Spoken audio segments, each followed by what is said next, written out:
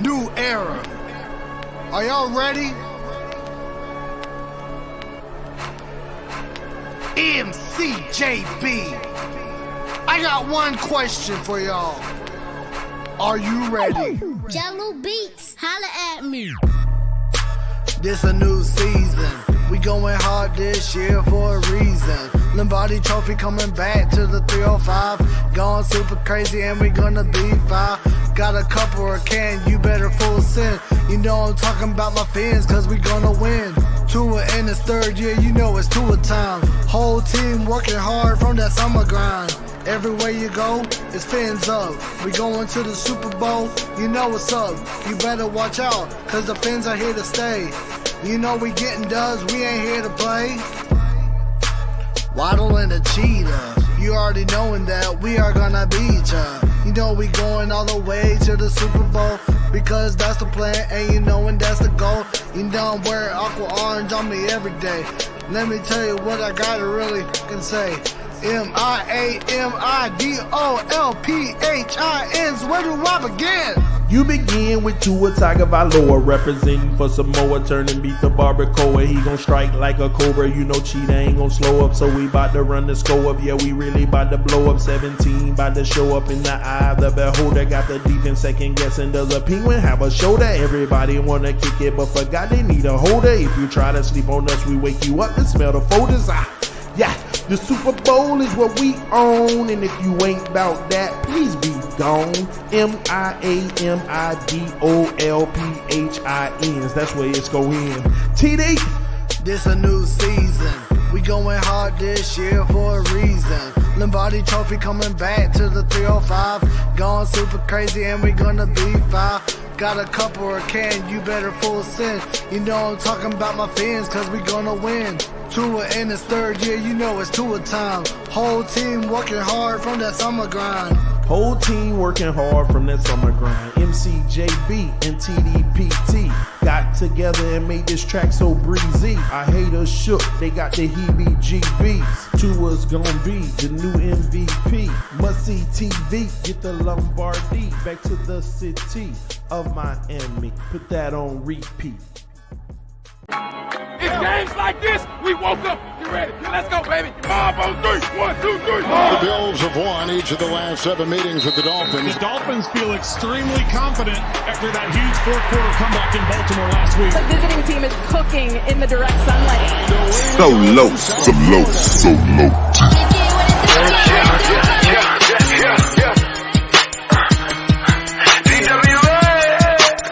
Hey, Hard Rock Stadium, everybody go get your grills, man. Time to cook. DOLPHIN, 60 minutes in the game. We be playing to the end, and we COOK, cooking buffalo. Chefing at a Hard Rock, and we putting on a show. DOLPHIN, 60 minutes in the game. We be playing to the end, and we COOK, cooking buffalo. Chefing at a Hard Rock, and we putting on a show. Let's go! Cooking buffalo. Let's go! Cooking buffalo. Let's go! Cooking buffalo. Let's go! Cooking buffalo.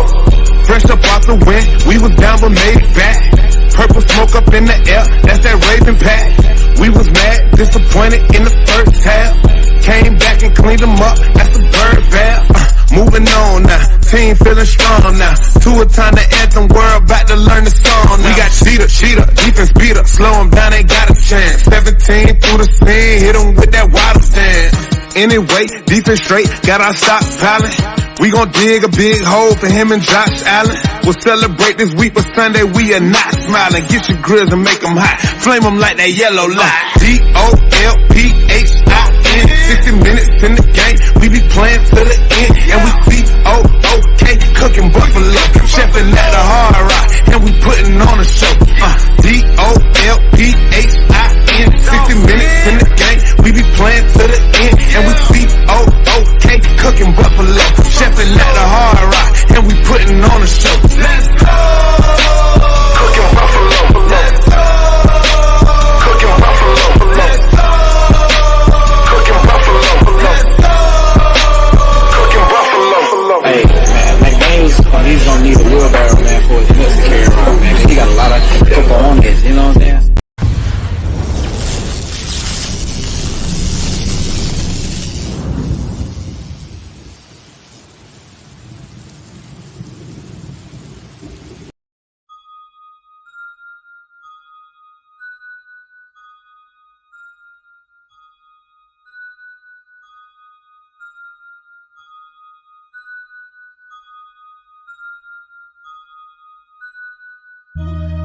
Miami, Florida, Dade County, 305. Yeah.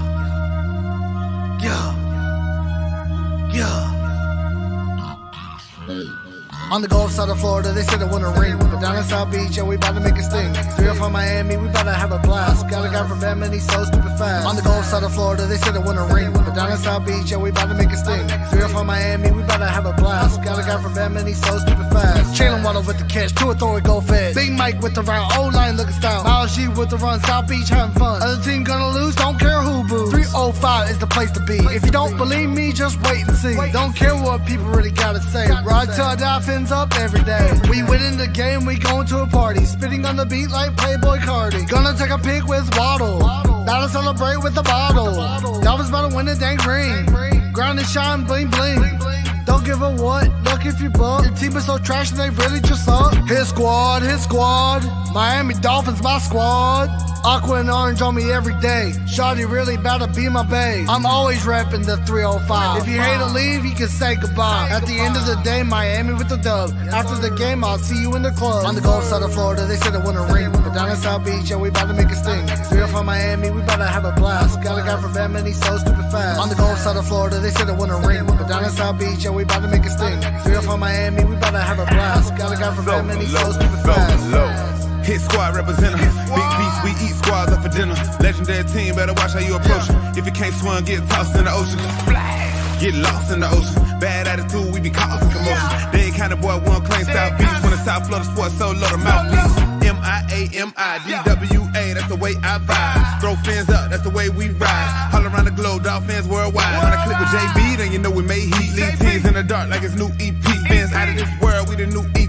Defense doing magic, make your QB sleep. When we hit the field, then we get into the grind. Hear that touchdown song, then we get into the shine. Working every day so we can get back to the prime. If you check your clock, you can see it's 2 a time. Even if it ain't ticking, then the fans still there. Screaming out loud with our hands in the air. You either got a full cup or a can in the air.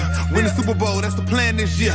Yeah! Gulf side of Florida, they said it wouldn't ring. But down in South Beach, yeah, we about to make a sting. 305 Miami, we about to have a blast. Got a guy from Bama and he's so stupid fast. On the Gulf side of Florida, they said it wouldn't ring. But down in South Beach, yeah, we about to make a sting. 305 Miami, we about to have a blast. Got a guy from Bama and he's so stupid fast. Mcjb.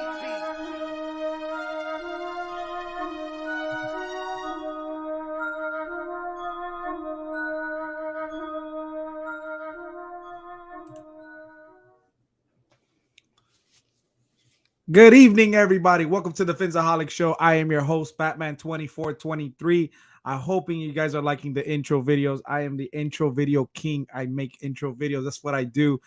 Shout out to Stephen D. Make sure you guys hit the like and subscribe to Miami Sports Music. Ladies and gentlemen, the goal, we're trying to get Stephen at 10,000 followers. We're there. We're trying this morning. Let's keep it building. If you're listening for the first time and you're out here on YouTube, make sure you hit the like button. Ladies and gentlemen, hitting the like button is just as good as donating to the channel. We want donations to the channel, but hitting the like button lets the algorithm know we're on. Let's catch some new listeners. Let's let them know. Let them subscribe to Miami Sports Music. We're trying to get to 10,000. It's a big, big, big goal. Ladies and gentlemen, pardon me again. Wednesdays, obviously, you could always catch me here on Miami Sports Music, 8:30 p.m. every Wednesday, ladies and gentlemen. Phinsaholics show. Normally, what I used to do on my Phinsaholics shows on Wednesdays, I had a happy hour. So obviously, we got to get sponsored to the show, ladies and gentlemen. Vesa Sur, drinking that Mango Landia right now. Shout out to the sponsor of the show. They sponsor Miami Sports Music and they sponsor myself too on Phinsaholics. So shout out to Vesa Sur down here locally in Miami. You want some great beers, ladies and gentlemen, down in the Wynwood area. It is the best place. If you want to get with some family, you could come with some friends.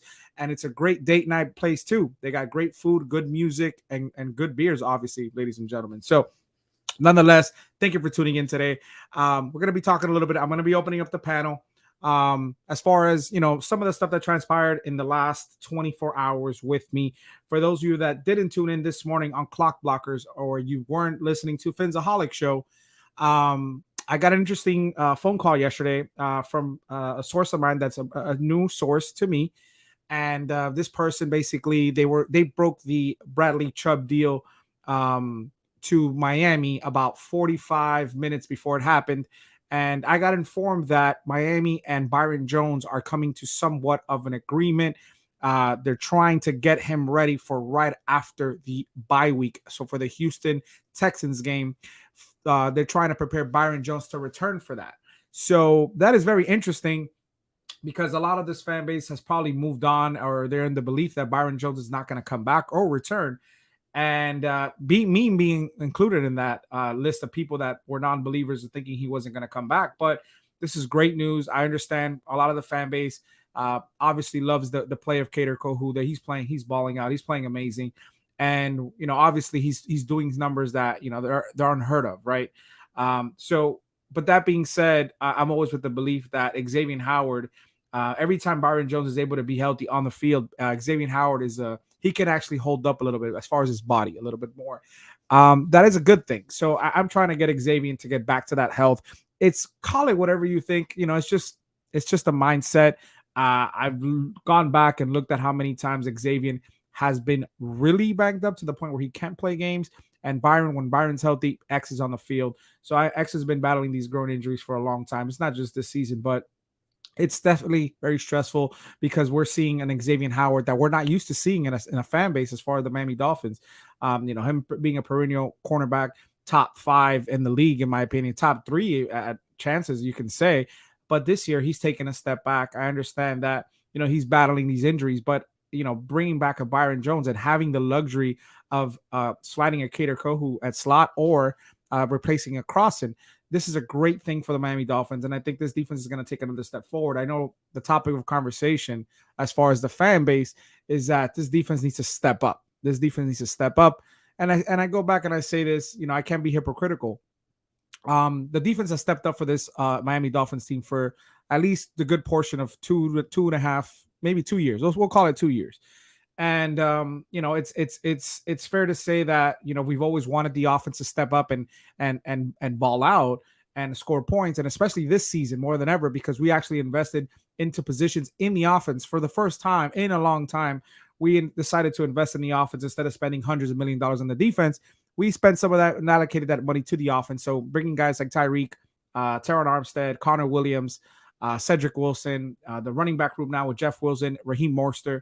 You're talking about an infuse of talent on the offensive side of the field that is only going to increase the play. And we've been waiting for that, and the team has been clicking. I know people want to downplay the competition and say it was the Lions, that was the Bears. We got a real test coming up on Sunday. We got Cleveland Browns, very good defensive team, great running team. In my opinion, I know Derrick Henry is the king, but statistically wise, ain't nobody out there better than Chubb right now, Nick Chubb. And Nick Chubb is tearing it up statistically wise. He's like number 1 ranked in a lot of stats, not just touchdowns and yards, but he's ranked almost number 1 in every statistical category for a running back. Granted, the Dolphins have been able to hold running backs for pretty much the entire season. You've had running backs come in here and be shut down, being averaged somewhere around 55 yards per game. And the Miami Dolphins definitely, when it comes outside of just the running backs, I know that they're having trouble with the running quarterbacks, the Josh Allens, the Lamar Jacksons, and obviously the Justin Fields. But for the most part, Jacoby Brissett ain't no runner. So at the end of the day, if we could stop the actual run game, they got 3 solid running backs. They got 3 solid running backs on the Cleveland Browns. If we can contain that and get to Jacoby when he decides to pass in the pocket, if we're able to stop the run and Jacoby decides to start throwing the ball, we need these defensive ends and these linebackers and these defensive tackles to get to him and rattle him a bit. At the end of the day, I know Jacoby's playing a lot pretty good this year, and testament, he has a better line. He has an actual run game, things that any quarterback deserves to have in this league if you want to, be successful. And you can see that it's helping out. It's helping him out now. There are no slouches. I understand much of the fan base is a little bit scared thinking about this game. Some of the fan base is thinking this is going to be an easy win just because it's a home game. And I don't want people to carry that narrative nonetheless.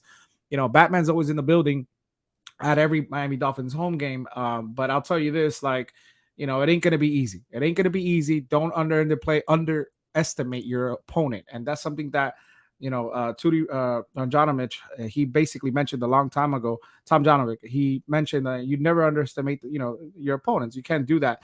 And at the end of the day, this is going to be a tough game. It's going to be battle it out. I think it's going to be a back and forth, scoring game for both teams, whether it's just a run and pass on their end. but I think it's going to be a back and forth game, very similar to the Lions and Chicago Bears game, unless the defense can step up. And again, the defense always steps up at home. We have a very good record at home. I believe, top of my head, I want to say something around 10-2 or 10-1 or 11 and something. And it's a very impressive record at home. But nonetheless, I don't want to go by something like that and just be like, hey, we're going to win automatically because we have a great record. There's a lot that comes to it than just being able to come to play at home, because I want this team to be able to play great defense, great offense, a home or away. So, there's a lot to think about. Shout out to Vesasur. Lot to think about. But at the end of the day, I think this team has to start clicking soon on all three facets of the game. And this is something that every single week I preach on, almost on a daily. Phinsaholics show, I'm preaching it here on Miami Sports Music. This team needs to hit on all three facets: special teams, defense, offense. Once that team starts to click, it's going to be very scary for the entire NFL. And I'm very confident in that. I'm very confident in this team. We have a good coaching staff that is learning how to coach together. And for the most part, you have a rookie head coach that he is making his mistakes and he's learning as we go.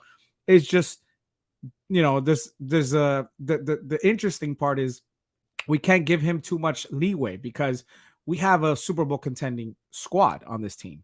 And at the end of the day, this is a no excuse league. And, Mike McDaniel needs to come up to the plate and fix his issues, whether it's on the offense, play calling, or defense, where he's delegating assignments to his coaching staff. And he needs to do it quickly because, the Dolphins are entering in a situation where we've seen before, where we can make a nice run, a nice stretch trying to make the playoffs. But trying to make the playoffs is not the goal this season, ladies and gentlemen. I think we can say that, once you bring in a caliber of players like Tyreek, you trade for Chubb, trade your first round pick that was designated for the San Francisco 49ers and is designated to in a trade, and you bring in a Bradley Chubb, the expectations go up for the fan base. And at the end of the day, this is a solid team. Once it get clicking, it's going to be very scary. And I'm in the mindset it's going to be clicking, especially if what I'm hearing is Byron Jones is going to be back. I know technically, politically, they asked McDaniel today about the Joe Shad basically said, Mike McDaniel says regarding Byron Jones, there are a lot of variables at work, and he knows he wants to contribute to the team. A return to the team is still open. That is your political response from Mike McDaniel's press conference today when he was asked about Byron Jones returning. As you heard it here first, Batman said, now take that with a grain of salt. Don't come and look for Batman. Come Houston game after the bye week and Byron's not playing, he's not activated. But like, hey, Batman, I thought you said he was going to play. And I was like, hey, listen, but I'll tell you this. Give me some credit if he does come back, because I was the first person to report this, and I reported it yesterday on the homies Iceman's channel, said this in the afternoon, said it again at nighttime, and then it was reiterated on TFTG last night. So I'm telling you, Batman broke it, and I hope I'm right, because we all need Byron Jones to return to this team immediately, and I think it's going to help the entire defense. Javon Holland's going to be able to play a little back to his original position and not play the role where he can, dictate coverage downfield and focus on that. And that's something that we want. So as far as the Dolphins actually injury report that came out today, first injury report of the week, obviously Teron Armstead came out again today with a toe injury. That's normal. That's, protocol at this point. Armstead has not practiced all year. He did not participate. Xavier Howard, non-injury related, he got a vet rest, did not participate. Austin Jackson, ankle and calf, did not participate. Hunter Long, concussion protocol, did not participate. As I was informed yesterday, Hunter Long passed his concussion protocols, but maybe he was just held out today. He might be able to practice tomorrow on a limited basis. But Hunter Long, supposedly yesterday, from what I've heard, he has cleared concussion protocol. Tanner Connor with a knee injury, he was limited. River Craycraft, non-injury related, he has an illness. He was limited today.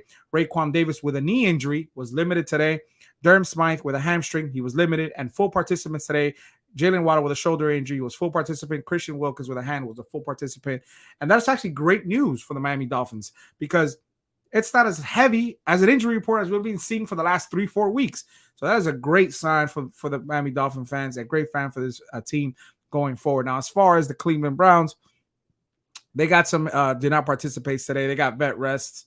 Some of the names did not participate because of vet rest is Amari Cooper, Jadeveon Clowney, Joel Bitonio, Martin Emerson Jr., Myles Garrett, down injury. Then you have obviously the ankle injury for David Njoku. He did not participate. Jermichael Oswu with a knee injury did not participate. Perion Winfrey with an illness did not participate. And then you got 4 guys limited.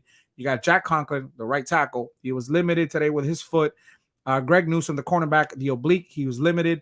The guard, Wyatt Teller, with the calf injury, he was limited. And Denzel Ward with a concussion, he was limited. Now, that being said, with Denzel Ward, a lot of people are questioning if he's going to play or not. Their coach basically came out, I think it's Stefanski, he said that they think that he is on pace to play this Sunday. So there's a chance Denzel Ward will be cleared if everything goes according to what they think.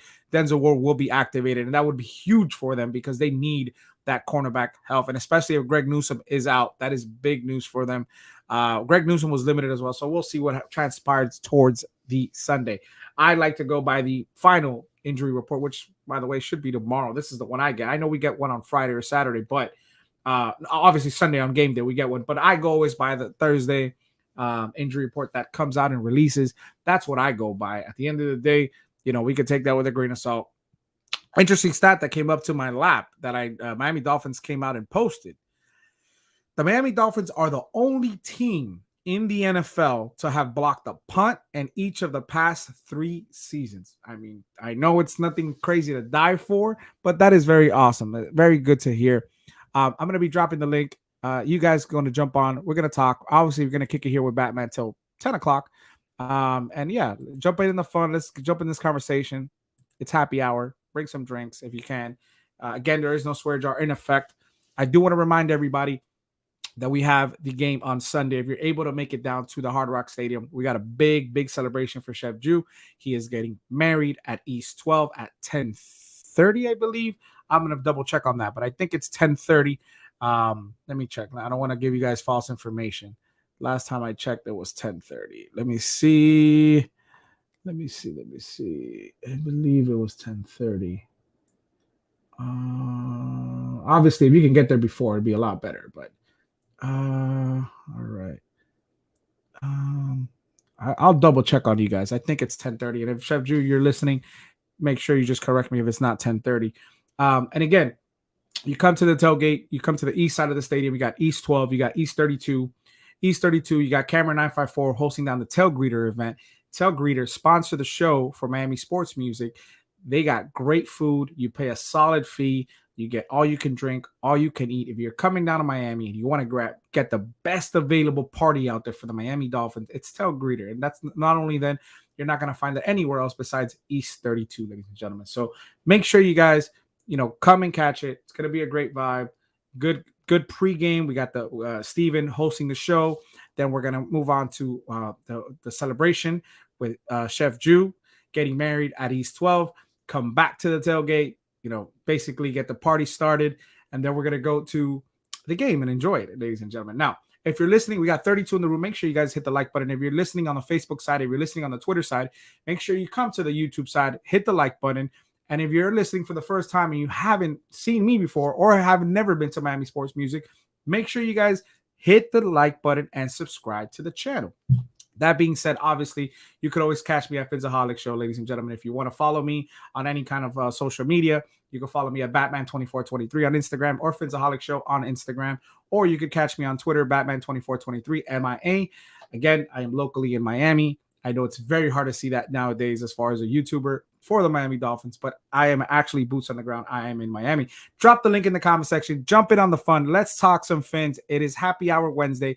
Ladies and gentlemen, shout out to Vesta Sewer, sponsor of the show. What's going on, CT? How you doing? What's up? Chilling, having a good day. Looking forward to this Browns game, man. We're having a lot of great conversations, what we want to see in this game, what we think, is going to happen defensively and offensively, and how we're going to handle all this, because we all know that, they've got a great rushing attack, and we have to be able to hold our own. And, it's just whether or not we're going to be able to do what we need to do to get another dub and hopefully make a nice little run here going into the playoffs. I agree. And I know a lot of people want to say we're premature looking, and I know we're looking ahead, but it's one game at a time. But I mean, you brought an interesting top subject today as far as how do you think we're gonna win this game, right? I think it's gonna be a shootout. I think we're gonna rely on Tua to win this game for us. Once again. And again, I'm not just saying that because I love Tua. I'm a Tua-neer. It just has that feeling. I mean, they're no slouches. Cleveland Browns are no slouches by any means. I don't want people to discredit these guys just based on a record. I think they're a great football team. But they could be had. Anybody could be had. It's any given Sunday. So what do you think so much as far as what would it take for Miami to get this victory on Sunday? I really think again, we have to put our defense in the position to make plays. And as far as the players are concerned, when you're put in the position, you have to actually make them, not missing every tackle. And we got to get to a situation where we can continue on the offensive side of the ball, move the ball down the field and make plays that way. We can't continue to think that at the end of the day, Tua's got to do it all. I want to see Jeff Wilson Jr. continue, his impressive start to his Phins career. And that's really kind of what it comes down to for me is, we got to play complementary football. And that's something we haven't done this year, or in past years for that matter. It's, we can't just depend on one side of the ball to do everything. And I hope that we can start seeing, us playing some complementary football. 100%. And I want to say something because I didn't even bring it up. Obviously, being down here in Florida, in Miami, up north of anything north of Palm Beach and towards Central Florida, we're getting hit by a tropical storm that could potentially turn into a hurricane sometime tonight. I know I said last night, and I was completely off with the hours because it was just raining. But yeah, we're gonna get hit by a storm sometime during the hours of tonight, the wee hours going into the morning tomorrow. So prayers up to everybody in Florida. If you have pets, obviously try to bring them inside the house. Hopefully everybody has supplies and stuff like that.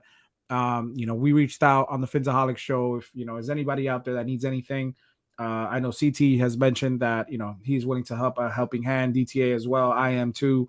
So if anybody needs any supplies, reach out. Obviously, reach out to me. Phinsaholics show. We'll get in contact with the guys, and want to just make sure everybody's safe out there. If you have to be outside, obviously you can't do anything about it. Just be careful. Be mindful of tornadoes and things like that.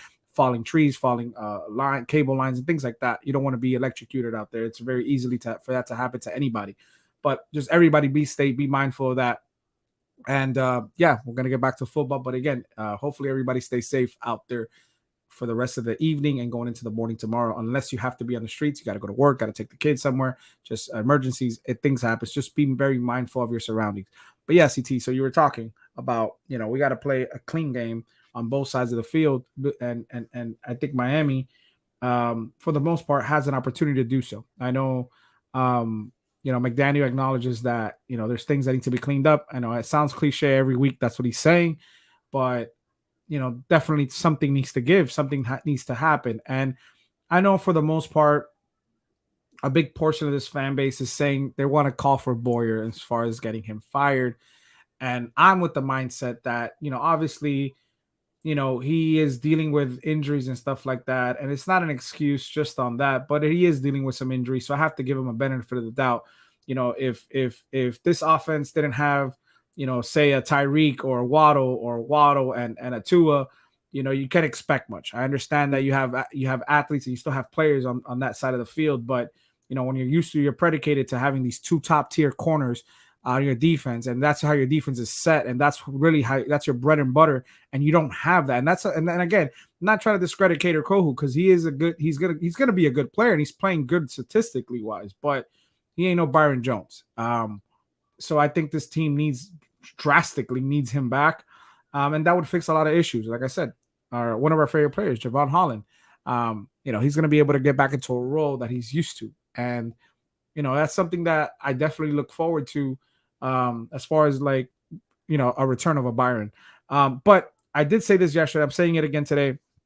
I think definitely Boyer needs to step in that coaching room that he has as far as his defensive staff, and get in the face of your linebacker coach, get in the face of that defensive line coach and hold them accountable. I mean, I'm not saying he hasn't done it yet behind closed doors. We don't know that, but he needs to put some pressure on these guys because we need to be able to produce some more sacks. I know we're getting pressures on some side of the field, but we need to start producing some sacks. I know tackling is a major issue we've all talked about. Definitely the team in general. I know you mentioned CT. There's things that could be done for this team to get back on the ball when it comes to tackling. Something as simple as tackling for a football player. But, these are things that are not excuses, but these are factors that if you do clean up and you get better and you're able to jump on it, it makes this defense a whole lot better. Am I right? Yeah, agreed. And I think that another part of that is, and as we discussed earlier, I don't know what it is. And when we talked about it, the other night, it's concerning that, again, it seems as if our defense shows up at home and it just doesn't show up on the road. And unfortunately, you can't play every game you play in the year at home. It just doesn't work that way. And I don't. We can go and look back at it statistically, like El Capitan said. We can do all those things, but all it comes down to is, we got to start showing consistency on both sides of the ball, both offense and defense, because you just can't continue to hope and pray that one side or the other is going to continue to ball out and bail this team out every single game. Agree. 100% agree. And again, we're relying on that. And it's not something that we should be relying on. And I know that's not the goal. That's not what they're trying to do, but that's what's happening, right, CT? JM brought up a great point that you've been bringing up, CT, as well. It's important to hold the ball. I think we must control the clock, keep their defense on the field, kind of like Buffalo played us. In order to do that, we need to establish a great running game. And I think Jeff Wilson has the opportunity to get a lot more snaps this week. Having the playbook for a full week and being able to understand some of these plays. And I know he's coming from a system where he knows some of this stuff and this terminology, but he's able to see the actual playbook. And granted, you're not going to see the entire playbook in 1 week, but he's going to get more touches. And I keep telling you, ladies and gentlemen, no disrespect to Raheem Mostert because he's on my fantasy and I like Raheem Mostert, but this guy's a beast. Yeah, this guy can be a 3-down back. He's not going to be that for us because we're going to be sharing the ball between him and Raheem. But this guy's a monster. And I know, CT, you like this guy. I know that, me and you were very predicated on Zal White, and we wanted Zal White to have an opportunity down the line in this future for this Dolphins team because we knew the type of ferocious power he had, and he had good catchability. He averaged about, 5.3 yards per carry. No, take that back. He averaged about 6, I think it was like 6 yards or between 5 and 6 yards per carry. Yeah, it was like 5. Yeah, it was 5.6 or somewhere in that range. And yeah, he's just a power back. He's got power. He had speed. And you know what? Hey, being an alumni, okay, I would have loved to kept him on the team, but we didn't. So it is what it is.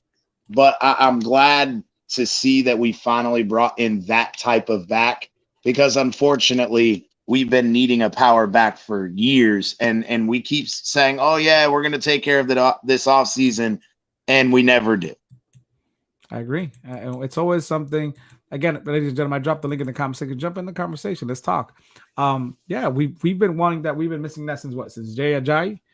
And I'm not saying he is Jay Ajayi just because he's wearing number 23. But, we do need a kind of running back that, when you have about 5 yards to go, that he can get you those yards. And that's something that we've been missing. We've been relying heavily on that quarterback sneak and trickery plays. Like, the other day we had Alec Ingold take the ball in. If you have a running back that is feared and know that you can get at least between 2, 3, 4, 5 yards, that is something that can be helpful for you on a stretch, especially if you're trying to make a playoff run or get into the playoffs and win some games when you're in the red zone. And obviously, the Dolphins are very good in the red zone. I think statistically wise, we're still number 6 in the league.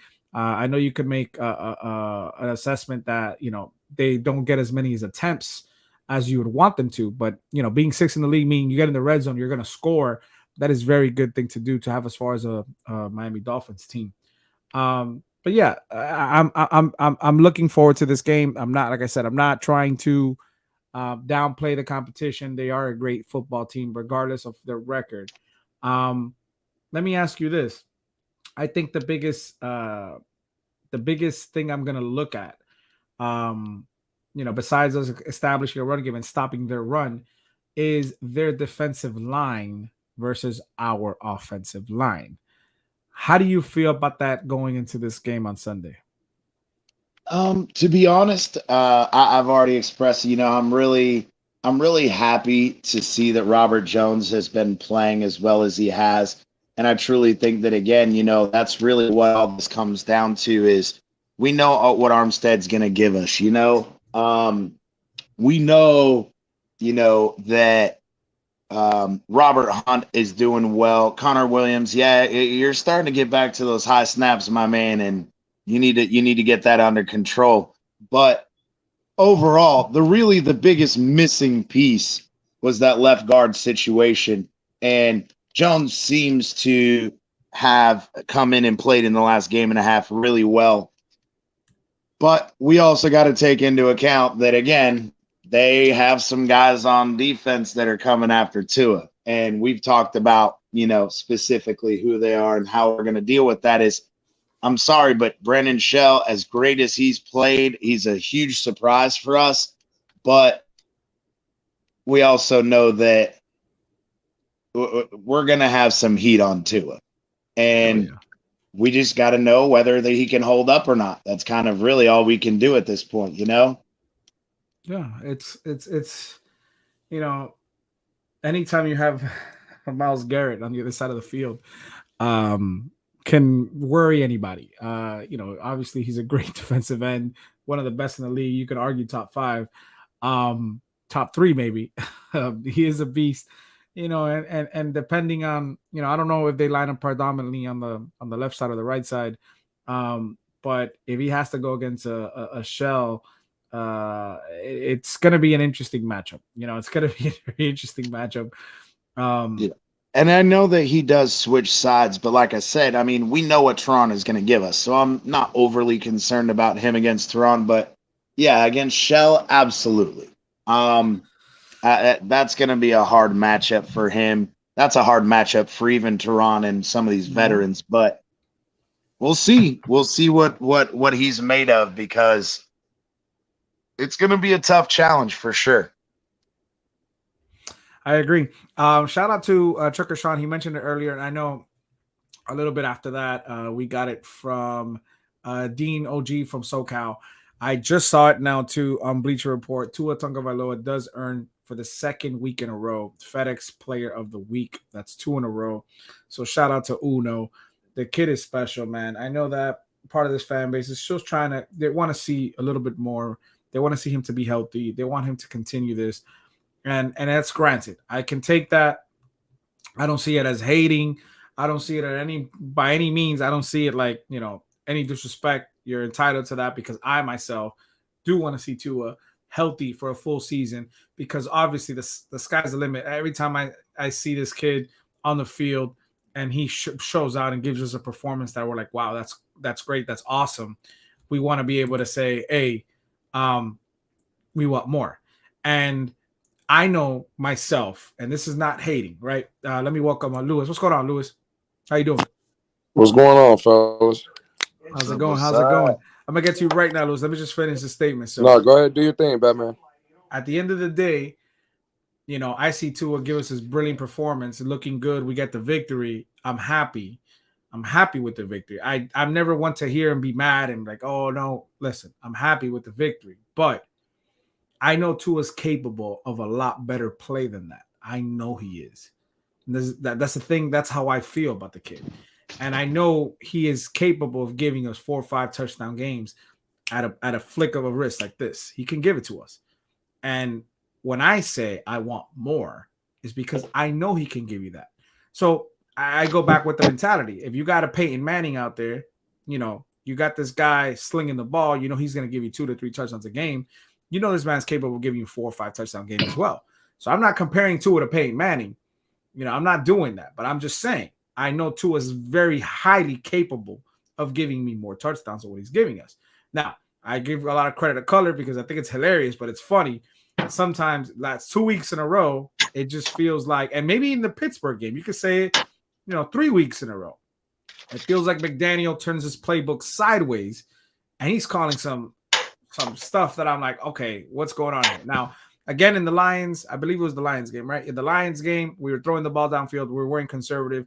We're trying to get those first downs, run the clock. That's different. But it just feels different from the first, second, and third quarter. We want him to be aggressive all the way through. And I think Tua is very capable of doing it. Now, yeah, I want to get to your opinion, Louis. How do you feel about that? Yeah, I think you're spot on. I think Coach McDaniel has definitely should have some questions, of how he's ended the game and some of the time management at like halftime and stuff. I think should be better. But I'm kind of in agreement with everybody else. The only thing that scares me about Cleveland is their running game. We know what Nick Chubb brings. We know what Kareem Hunt brings. In my opinion, it's not that I need Tua to win the game. I'm just going to say the offense, because this is how, who up here is scared of Jacoby Brissett? Nobody, right? So as long as Tua in this offense is putting 7 points on the board, let's say Miami comes out and scores 14 in the first quarter. Be safe out there, Pamela. Sorry, real quick, Louis. Be safe out there, Pamela. I know you're very near the storm, so be safe out there, Pamela. Sorry about that, Louis. No, you're good. Let's say Miami jumps up, scores 14 quick points in the first quarter, gets an opening possession in the second quarter, scores another 7. That's how you beat Cleveland, because you don't want to let Cleveland get in that mindset to where it's a close game. They can keep running the ball. There's no fear. But if Miami can start scoring and scoring proficient, what we've seen them do the past 2 games, now Cleveland has to get away from Nick Chubb in that running game, and they have to start throwing the ball. And I think that's how we beat Cleveland. Make Cleveland play our game. We don't have to play Cleveland's game. Make them play ours. And I think if Tua and the offense can keep moving the ball and scoring points, I think that's how we beat Cleveland. Yeah, they won't be able to run the ball, and they'll be idiots if they ran the ball at that point. Absolutely, we were able to get 2-3 touchdowns ahead. Bro, if it's a 21-3 game or it's a 28-10 game or something like that, that running game for Cleveland goes out the fucking window. And now we're turning Jacoby Brissett into a passer. And dude, does anybody up here think that he's going to beat us passing? No disrespect to Jacoby, but no. That would be my game plan going in if I'm Miami. Try to score early, and put the pressure on them and get them away from their running game. Everybody is welcome. Shake Money. What's going on, Shake Money? What's going on? Yeah, I like to say that I don't feel the running back, because if you think about it, none of the running backs had big yards against the Miami Dolphins. But here is the one caveat, is that if you look at the Jets running back, if you look at the Lions running back, they did get good passing yards against us. So the one thing that does fear me is not Chubb, is Hunt in the passing game. Kareem is excellent at that. He's very good at that. Good point. Great point, Shake Money. Great point. Shake, how do you think we stop them? How do we stop them? How do we get this victory? Just score more points than them. That's pretty much all I could think of, man. It's a shootout. We're gonna go into a shootout. Well, like I said, if they could stop Hunt from the passing game, I don't. Everything else is I don't fear, because if, like I said, you look at the Jets game and the Lions game, how they were stopping is they blitzed so fast is that they shoveled it to the running back. He did the rest of the work. So our middle linebackers in the coverage game is the only weakness I think we have. We need to stop the running backs from catching those balls, man. Because that's what's gonna bite us in the ass, in my opinion. Do they do a lot of passes downfield with the running? Or was it like screen plays? No, it's like little short passes, and then they take it the rest of the way, bro. Okay, I get what you mean, and that's something that Chicago did to us early in the game. Like I noticed that they were doing short passes to tight ends and running backs. And at times I thought we were going to tip one of these or intercept one of these balls, and we just kept missing. And they were getting these yardage, and I hope that doesn't transpire. And again, Miami hasn't really been tested yet when it comes to screenplays. And I know that we were struggling at that in the preseason versus Tampa. And that's something that I don't want to see from this team, especially with a Kareem that can catch off the backfield and he has great hands. Miami definitely needs to do something different about that when it comes to even if it's spying the running back. Miami definitely needs to do something in that sense. And I hope that Miami's prepared for something like that. If that's what you're saying, Shake, as far as obviously Kareem Hunt being a star, pass catcher too for a running back. Hey, by the way, real quick, shout out to Pam because I watch her streams. Every time I watch her streams, we win the game. That's part of the reason I watch. And two things I hear her scream all the time. Number one was, like I said, how the fuck does he get so open? That's what she always screamed. Because passes. The other thing is, dude, they get their hands on the guy and can't finish the tackle. Finish the fucking tackle, for God's sake. And that's why that's why they convert so many third downs. That's what Pam be screaming all the time, bro. You know how many times it could have been a fourth down, but because the guy couldn't wrap up the guy and got 2 extra yards for the first down. That's what's frustrating, bro. I agree, or 100%. Or that Chase Claypool first down. It's 3rd and 10, and you have him 2 yards behind the line of scrimmage on that quick throw, crossing, and you miss the freaking tackle, and he runs for 12 and gets the first down. And you're like, what in the hell are we doing? I'm sorry. But, man, no, the thing is he's diving at the guy's legs, and I'm sorry. But Boyer, defensive line coach, cornerback coach, whoever, I don't give a shit. All y'all need to tell them, teach them how to properly form and tackle. I'm sorry, but I'm tired of seeing it. It's infuriating. Well, I hear you, see, and I agree with you, CT, but this is where I think we're going a little too overboard when we just blame the defense. And when I'm talking about the defense, I'm talking about like the coaches and stuff. Bro, because if you're in the NFL and we're talking about veterans, we're talking about Eric Rowe, we're talking about Jerome Baker, we're talking about guys that's played in this league for years already. Bro, if we're still talking about teaching them how to form tackle, then I can't blame that on Boyer and stuff because, I'm not saying anybody on this panel, but there's been a lot of people talking about, fire Josh Boyer, fire this. But look what Shake Money just said about Miss Pam, and shout out to Miss Pam, one of the great women that we have in this community. Bro, it's like we're blaming Boyer, but if it's 3rd and 10, to your point, CT, and we give up 12 yards and we got Boyer called the defense that has our players in position to maybe give up a 7 to 8 yard gain and maybe have them punt on 4th down. But I can't blame Boyer for that.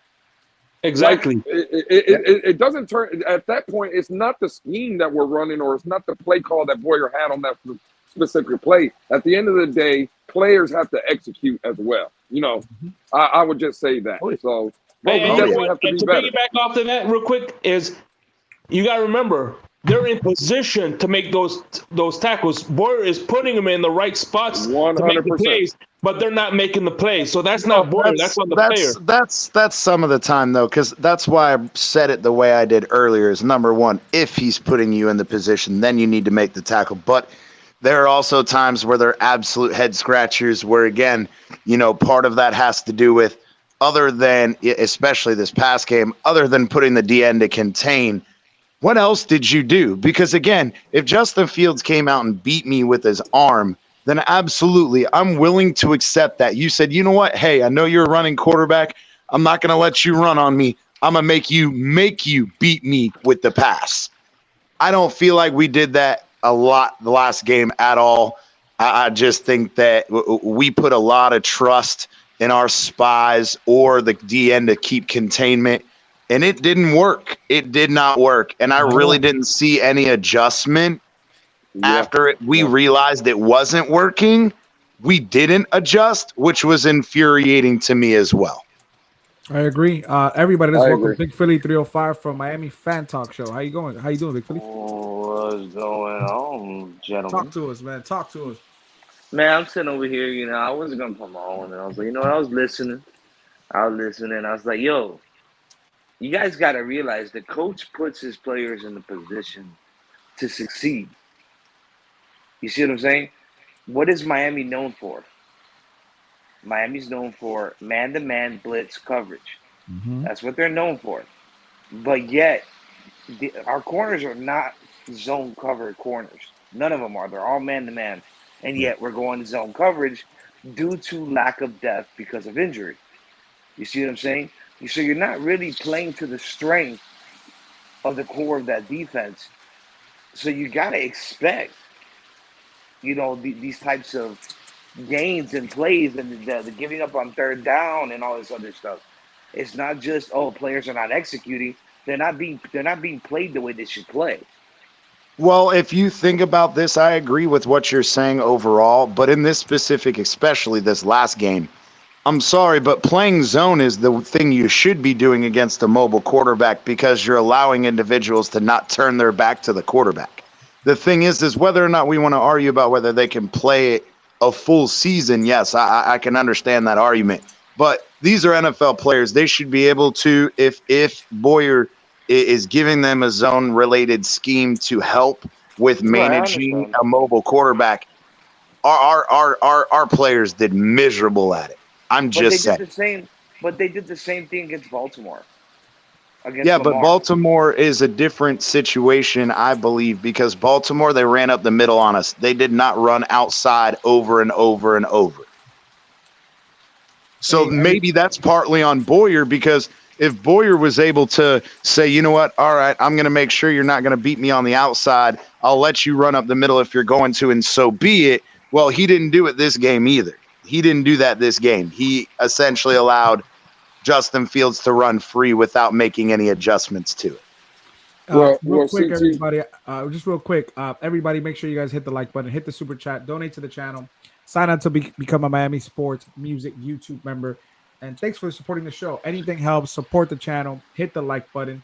We got 44 in the room. Make sure y'all hit the like button. Let somebody know we're on here live. It just helps the algorithm.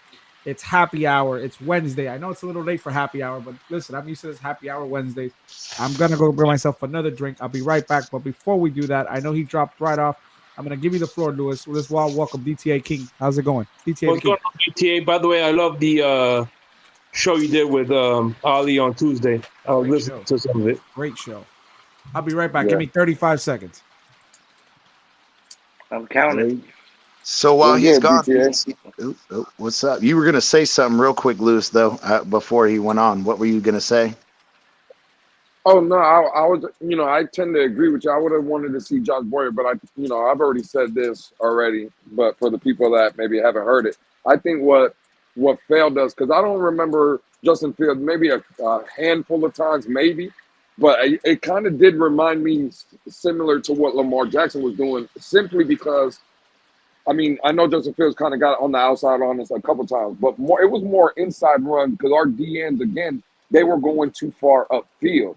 So it wasn't like they were Justin Fields was breaking to the outside, breaking containment and rushing to the outside. It was more, hey, Jalen Phillips, hey, Bradley Chubb, hey, Van Ginkel, when y'all are going past me, when you guys are on a 5-step drop, you guys are going 7-8 yards upfield, you're giving me those lanes. And that's where I think, again, maybe just me, but that's where if I'm Josh Boyer, I tell our guys, listen, instead of trying to go out for sacks, we're not really getting, we're getting there, but by the time he's a quick mobile quarterback, he's not a stationary target.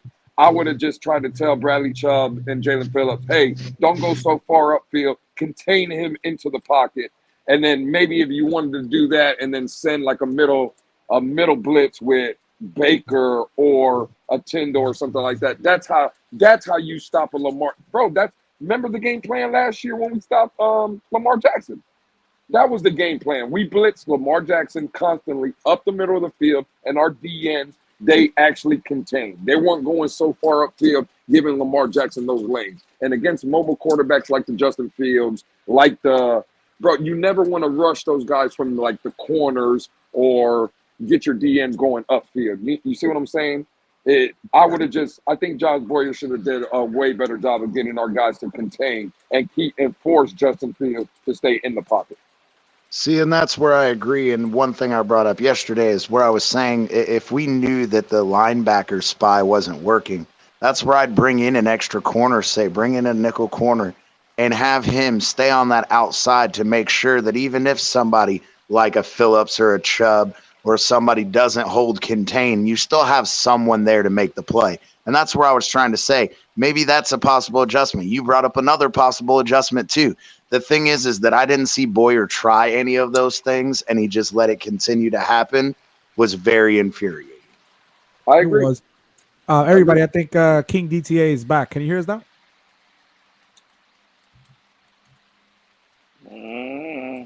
You're muted, King DTA. Yeah, give me a minute. I'm having audio issues, bro. I don't mean to keep popping in and out. Nah, no worries, no worries. You're no good, worries. bro. If anybody's out there cheering, cheers, everybody. Yeah, brother. You guys, at first it was really bad. You guys were like chopping. It was just really, really, really choppy. So I've tried resetting everything.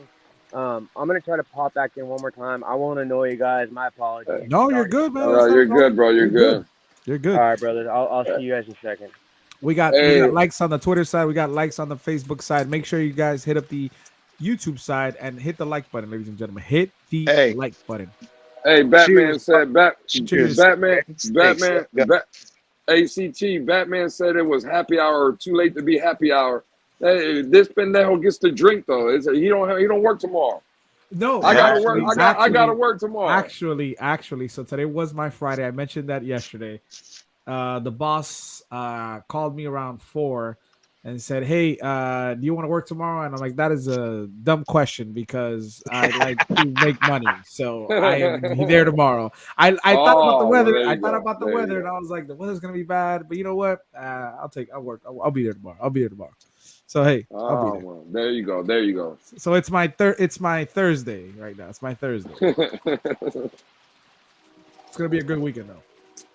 Oh yeah. Who's by a train?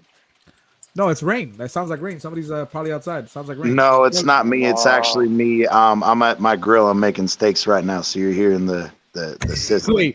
Wait, Big Philly. Where do you hear a train? No, I heard a train in the background, bro. I promise you. I'm not going crazy. It's me, bro. He's grilling. He's grilling on the grill. That's nice. What you cooking? I got some strip steaks, New York strips. The fancy. I had because you guys know with the kids, bro. I ordered pizza and whatever, and I was like, I don't really want pizza, but that's kind of our Wednesday routine. You know what I mean? Yeah. So I'm like, you know what, y'all kids can eat the damn pizza, and when you guys go to bed, I'll make my wife and I a fucking steak. There we go. That's what's up. That's what's up, man. I got home, made some chicken breast. I was tired. I had like 10 minutes to eat it.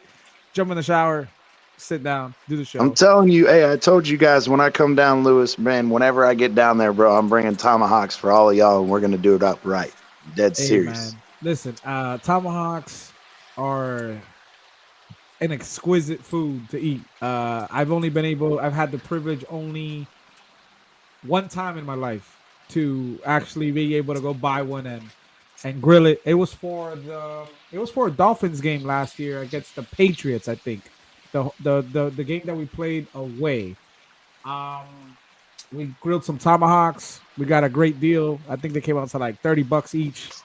And bro, I get them $30 each at Sam's every time I go, bro. They're always 30. They're dirt cheap at Sam's. That's what I'm saying. Even Broward Meats Market it's like $30 with the bone in. Yeah, with the bone in. It's not that bad. Yeah, but nah. Well, it depends. They do charge by the pound. So if you get the damn 6-pounders, then yeah, you're gonna be paying $40, $45, which I do occasionally. But most of the time, Sam's keeps them around 4.5, 5 pounds.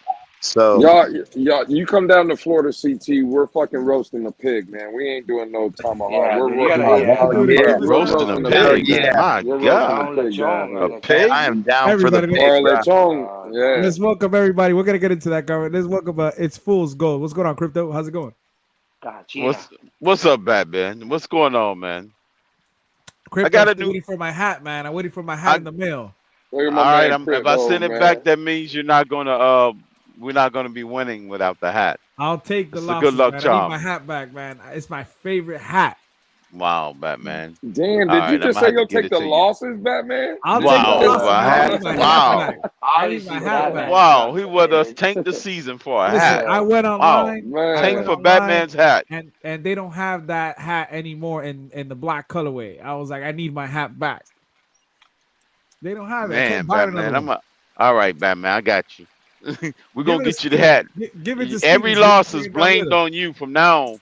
From now on, everybody's got an out. Batman's hat returned, the losses resumed. Vicken said any vegan in the house. So I've tried some vegan food, but I just love other food. You on the wrong channel, bro. That's a fact. That's a fact. We about to carnivores in here, right? Marty said, "Seems like Bory doesn't fix shit unless McDaniel gets on his ass." I had a partial cow today, rolled up in a tequila bread. Damn! Everybody's eating good today. Damn! I had Lagrange. I had chicken breast that I made. So oh, that's all I got. That's chicken breast. It was the good part of the cow, some good old steak. I had me a nice bologna sandwich with some Kraft cheese. That's good too. That sounds like Kraft cheese. Bologna You got sandwich. DTA in the Damn. house. What's going on? DTA is working out now. Shake, did you just say Shake you money. had a prison shot? Prison? That's what I was gonna say, bro. Yeah, he did. He had a prison bill. Man, what's going on, man? Did you You might as well. You've been better off than getting some Vienna sausages. Did you at least fry the bologna? Hey, listen, man. That was listen. That was my lunch. Like that was my dinner. Like about 5 days ago. 5 days ago, I had some Vienna sausages with 2 pieces of bread. Vienna sausages and some bread. I liked them with them the crackers. Yeah, saltine crackers. You get some crackers. Chop it up in a bowl. Sometimes I get home, put some crackers in it, and I'm always in a hurry to get on the screen and talk some Phins, and I never have time. People always tell me you're always running around. I'm always running around, but I like that. I like running around. I love running around. So you know, it's part of it. You know, hey, but listen, it's all love, man. We come here, we talk, we family. Everybody's family. If you don't know who I am, again, Batman. We're all family. I treat everybody with respect. I want everybody to bring opinions to the table. You can hate Tua. You can love Tua. You could be a Tua-neer. You could be a Tua hater. I respect everybody's opinion, and you're welcome to come on the panel, and we talk about it. Like, we chop it up. We have a great time. And I'm not just saying that because I'm here with you guys on Wednesdays at Miami Sports Music. I say that on Phinsaholics show any other day of the week. And you see me in person, I'm the same way I am here. Yeah. Happy dude, happy life, and I want to win football games. That's all it is. I want to win football games. I concur. Hey, by the way, everybody's I'm the same way. Everybody's welcome on the Noah's Ark, baby. Noah's coming. Oh my God, yeah, Noah's Ark is going down, bro. Stop it. I will not stop it. It's got holes all over in the side of it like Swiss cheese. Hey, listen, man. I'm never gonna stop it. Noah's Ark, baby. I'm sending it. I was off tomorrow, so I'm sending it Friday. So you were the one that won New Breed, the Gesicki worn jersey. Yes, I am sending that on Friday. I have to work tomorrow now, so first thing Friday, I'm going to the post office. I'm shipping that out to you. If you are the winner, I have all your info. Steven sent me all your info, so I am sending the Mike Gesicki jersey your way. I am sending it your way. Hey, but by the way, you know, CT, I got nothing but love for you, but this Saturday we're not friends. That's all right, bro. That's fine. You guys are going down, bro, baby. I'm just saying. It's just like I told what's his name, Colin too. Man, I don't want to hear nothing about no Gator BS. When the Gators get their ass whooped, I don't want to hear it from none of y'all. Y'all couldn't beat us with our sloppy second coaches. Come on. I am not gonna that's fine. That's fine. Shake money is going to be in recovery when the Gators get destroyed. Are we talking about 2 sorry college football teams? You must be talking about Florida. You must be talking about the Seminoles and the Gators. Nothing from you, Lewis, unless you talking about the camera was breaking up, Lewis, because nobody wanted to hear that bullshit anyway. 45-3, right? 45-3. Yeah, I know. Hey, 45 Gamecocks and 3 Gators. You're right. Appreciate it, Vic. Appreciate that, Vic. We're gonna be. Hey, I'm gonna be eating alligator tail this Saturday, baby, on the grill. Let's Turn it go. on the wrong lane. Thank God, I got it to work finally. Okay, You now got I it can to hear work, you. DTA. There we go. You're Jesus back. Christ! Let's welcome DTA. Let's welcome Q to the house. What's going on, gentlemen? What is up, guys? What's up, Fin family? Anyways, what up, Batman? What up, boys? What's going What's on? up, guys? What's up, Q, man? Hey, Shaq, I could hear you. ETA, what's up? I could hear Shake saying something, but I couldn't really make out what he was saying. I just heard DTA earlier, and then I heard that, but the audio was terrible, bro. I couldn't, like, it was all really, it sounded like you was like you know, the stutter chop. Yeah.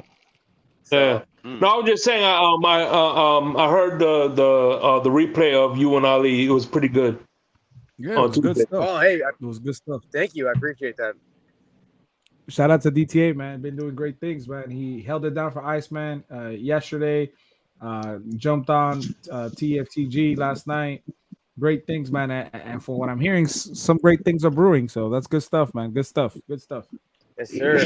I appreciate that. That's what's up. That's what's up. That's what's up. Hey, boys. I came with some smoke today. I've been tired of this peaceful shit that's been going around. It's unlike you Dolphin fans to be peaceful with each other. So I'm going to come and bring it up. Who is the most important player for the Dolphins this season? Tua. I say Tua. Jason Sanders. I say Jason Sanders. Jason Sanders. Man can't make Nor it. Igbenogamy. He can't make What the hell, bro? Nor Igbenogamy. It's not that Jason Sanders. Nor is the best player on this football team right now. Hey, come with it. Come with it. Come with it. Hey, what's the mascot's name? TD. What's the mascot's name? TD. That's the name. TD is the most important Dolphin this season. Hey, real quick, man, let's give a that's shout the out. mascot's name? Hold on. Yeah, it's TD. Yeah. Let me give a quick shout out to. Hey, quick shout out to Alexander, man.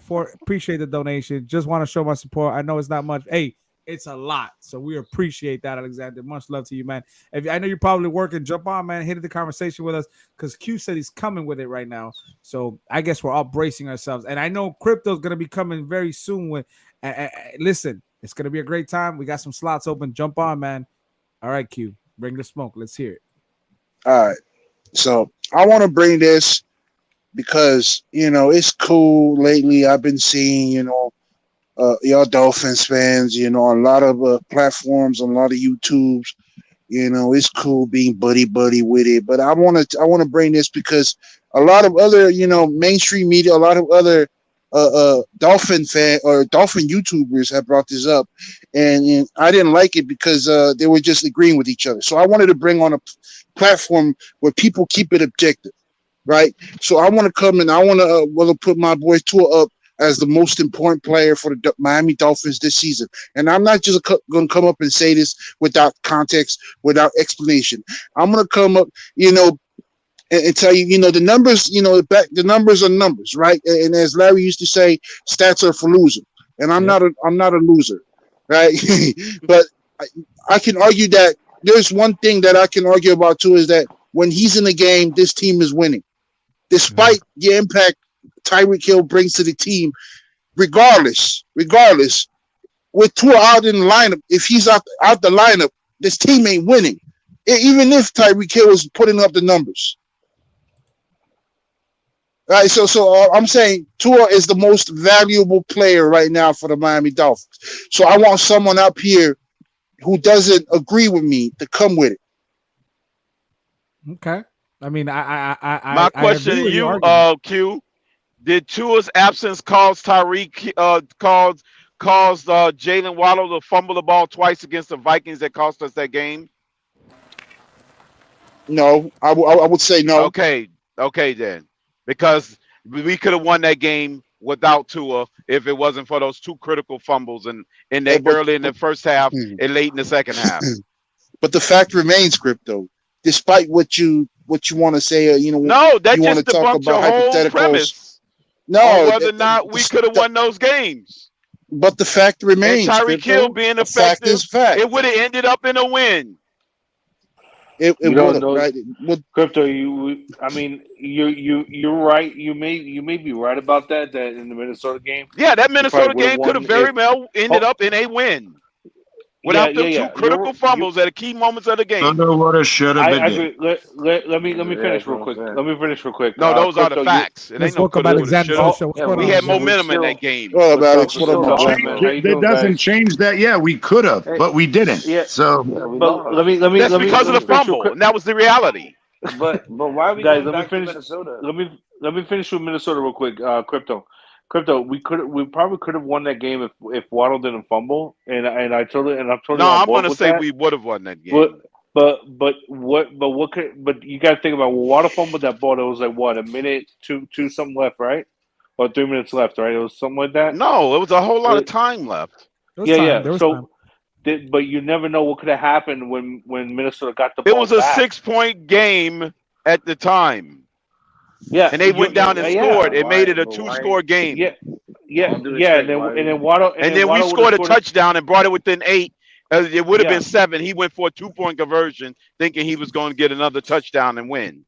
But we're arguing the butterfly effect, man. What coulda, woulda, shoulda had they scored? Well, don't give me the butterfly effect about the Cincinnati game, then saying that he would have won if he would have played the remainder of the game. It's the same argument. Well, Kurt, don't tell me that butterfly effect on that end. He was on pace. Let me throw one in real quick. It's the same fucking logic. The butterfly effect. Let me throw one up. I would say Teron Armstead. Teron Armstead is the reason why. Come on, Shake. Mosa.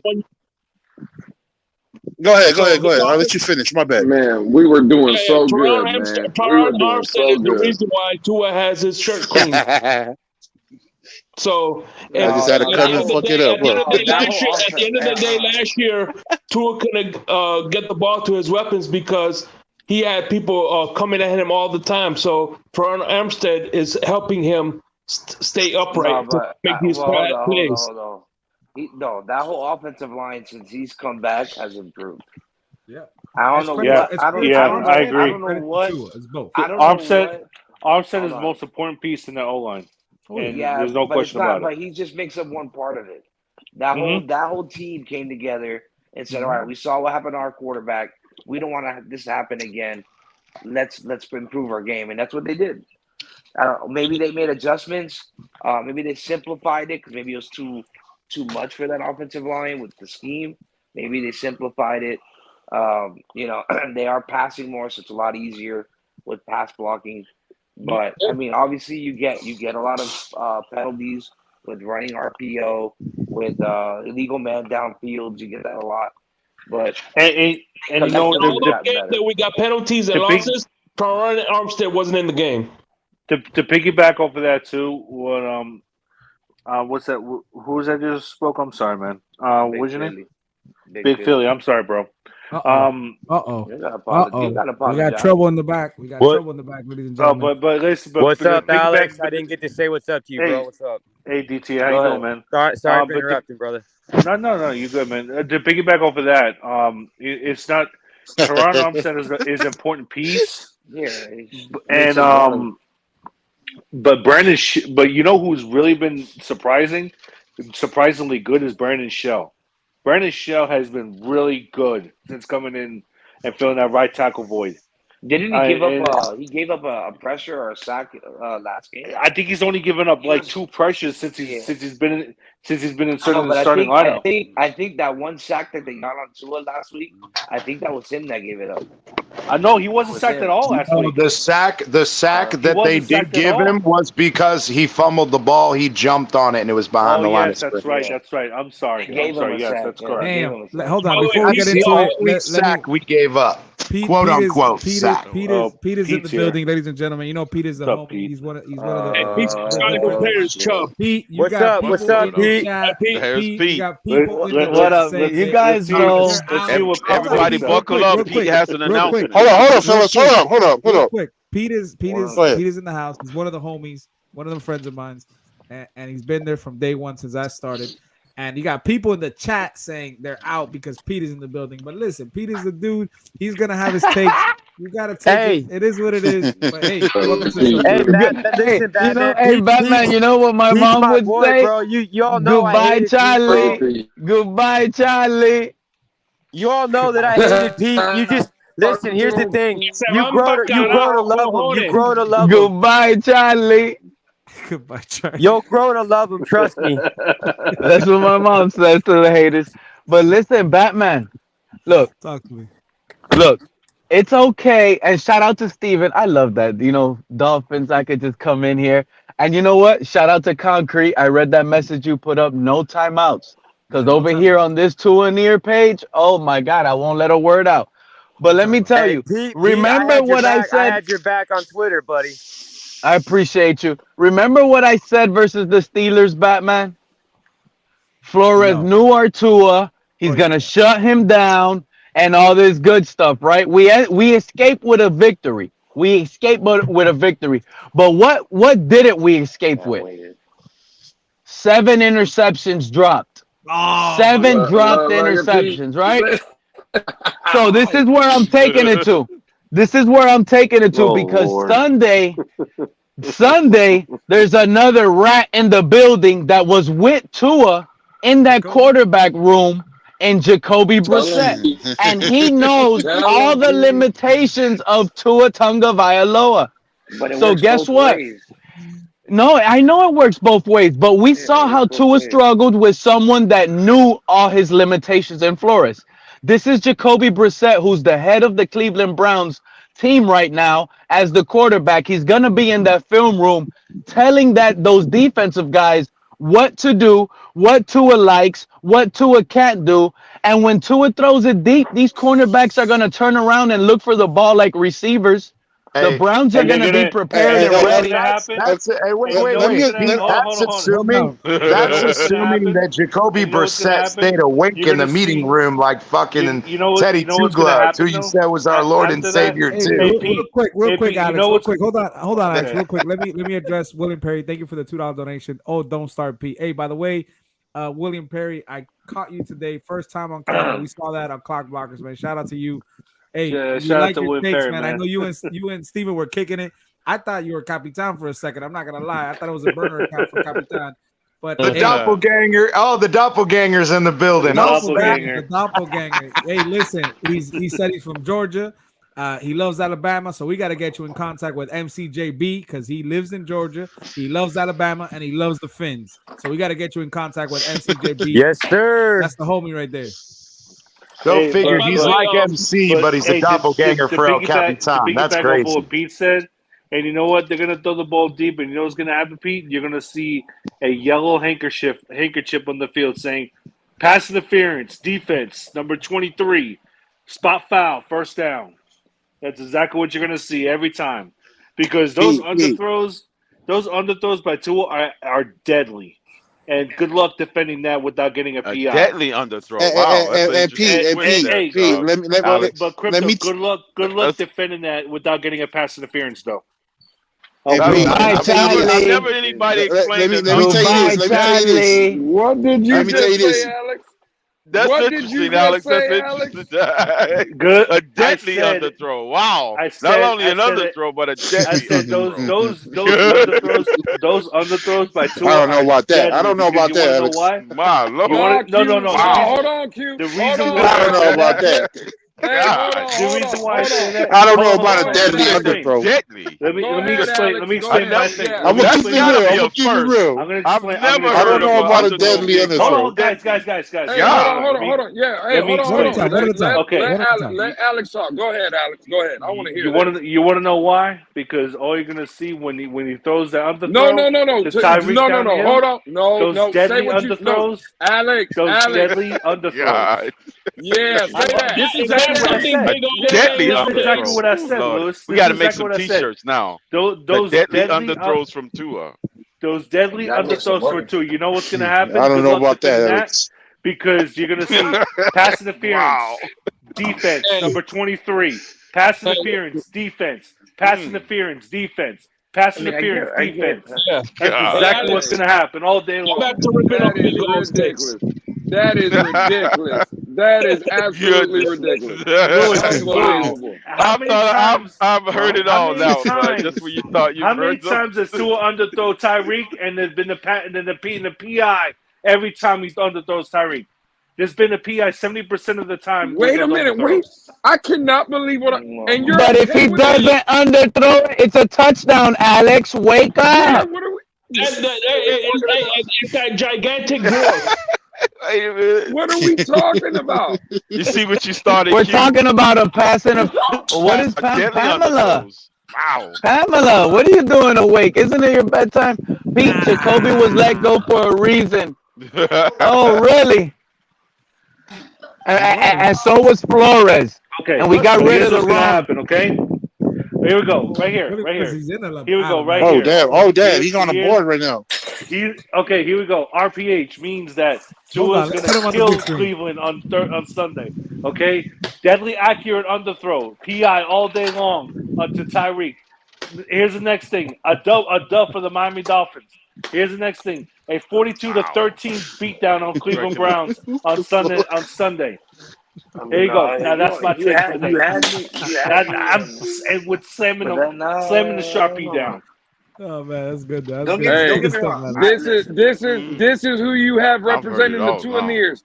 This is who you have representing the Tuaneers, boy. It's not a good look for y'all. It is not a good look. I'm gonna tell you right now. That the Dolphins are lucky there hasn't been that narrative by ESPN. But guess what? We're fans. I'm here bringing it up on ourselves. I was talking to another buddy of mine on the phone earlier. Deshaun Watson coming to town means something. Okay, whether he's playing or not, it doesn't matter. He's a Cleveland Brown, and they're gonna shut us down because of that. They feel like they're gonna do that as a squad, as a unit in the locker room. I know what I'm telling you guys. I know what I'm telling you guys. I know what I'm telling you guys.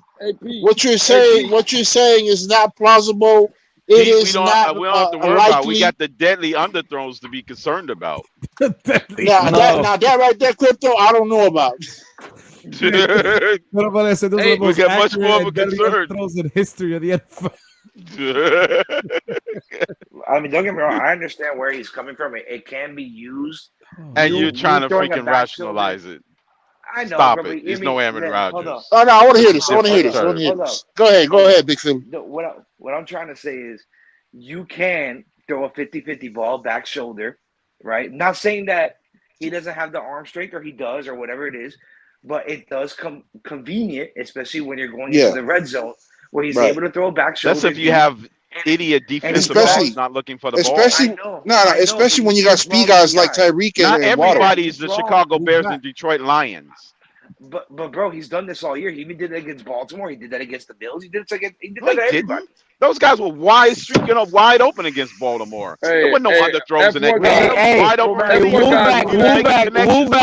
Wooback thought he could come here today and listen to Tua elite MVP talk. Serious, Crypto? You're gonna use that narrative now, dude? Come on, man. That's it's obvious. You watched the film. I was in the fucking building. That's exactly what about? the hater Colin Cowherd said on Sunday after that game. He did nothing special. Oh, he did nothing special. By the way, he did a bunch of wide open. Because that game it was wide open freaking receivers. I didn't mention streaking down, blown coverage. I know that we're not trying to get into everybody into a fight, because we had this conversation last night. I'm not going to rationalize the idiocy of that comment. They gave Tua today. This is the name that I heard about Tua today. How do you guys feel about that? That's his new nickname, the Tan Marino. We should throw that name. Wow. That's racist. I don't know about that. I don't know how I feel about that, Batman. We should throw that comment and G out of the community. We should throw that name and G out of the community. We cannot put Tua in the same talk as Dan Marino. That's not fair. At least not yet. Hey, you know what? Now that you said that, Louis, I want to know, I'm asking G a question, because he don't be jumping on the panels, but is G the same guy that used to say, yeah? Is that the same guy? Remember the yeah? Big ENT? You talking about that's Big ENT? No, that's different. Yeah, different. That's somebody else. I think it's the same guy, right? Somebody else. Somebody else. That's big. People can change their names. Yeah. In order for you to have a tan, you gotta have pale skin, bro. For a bit.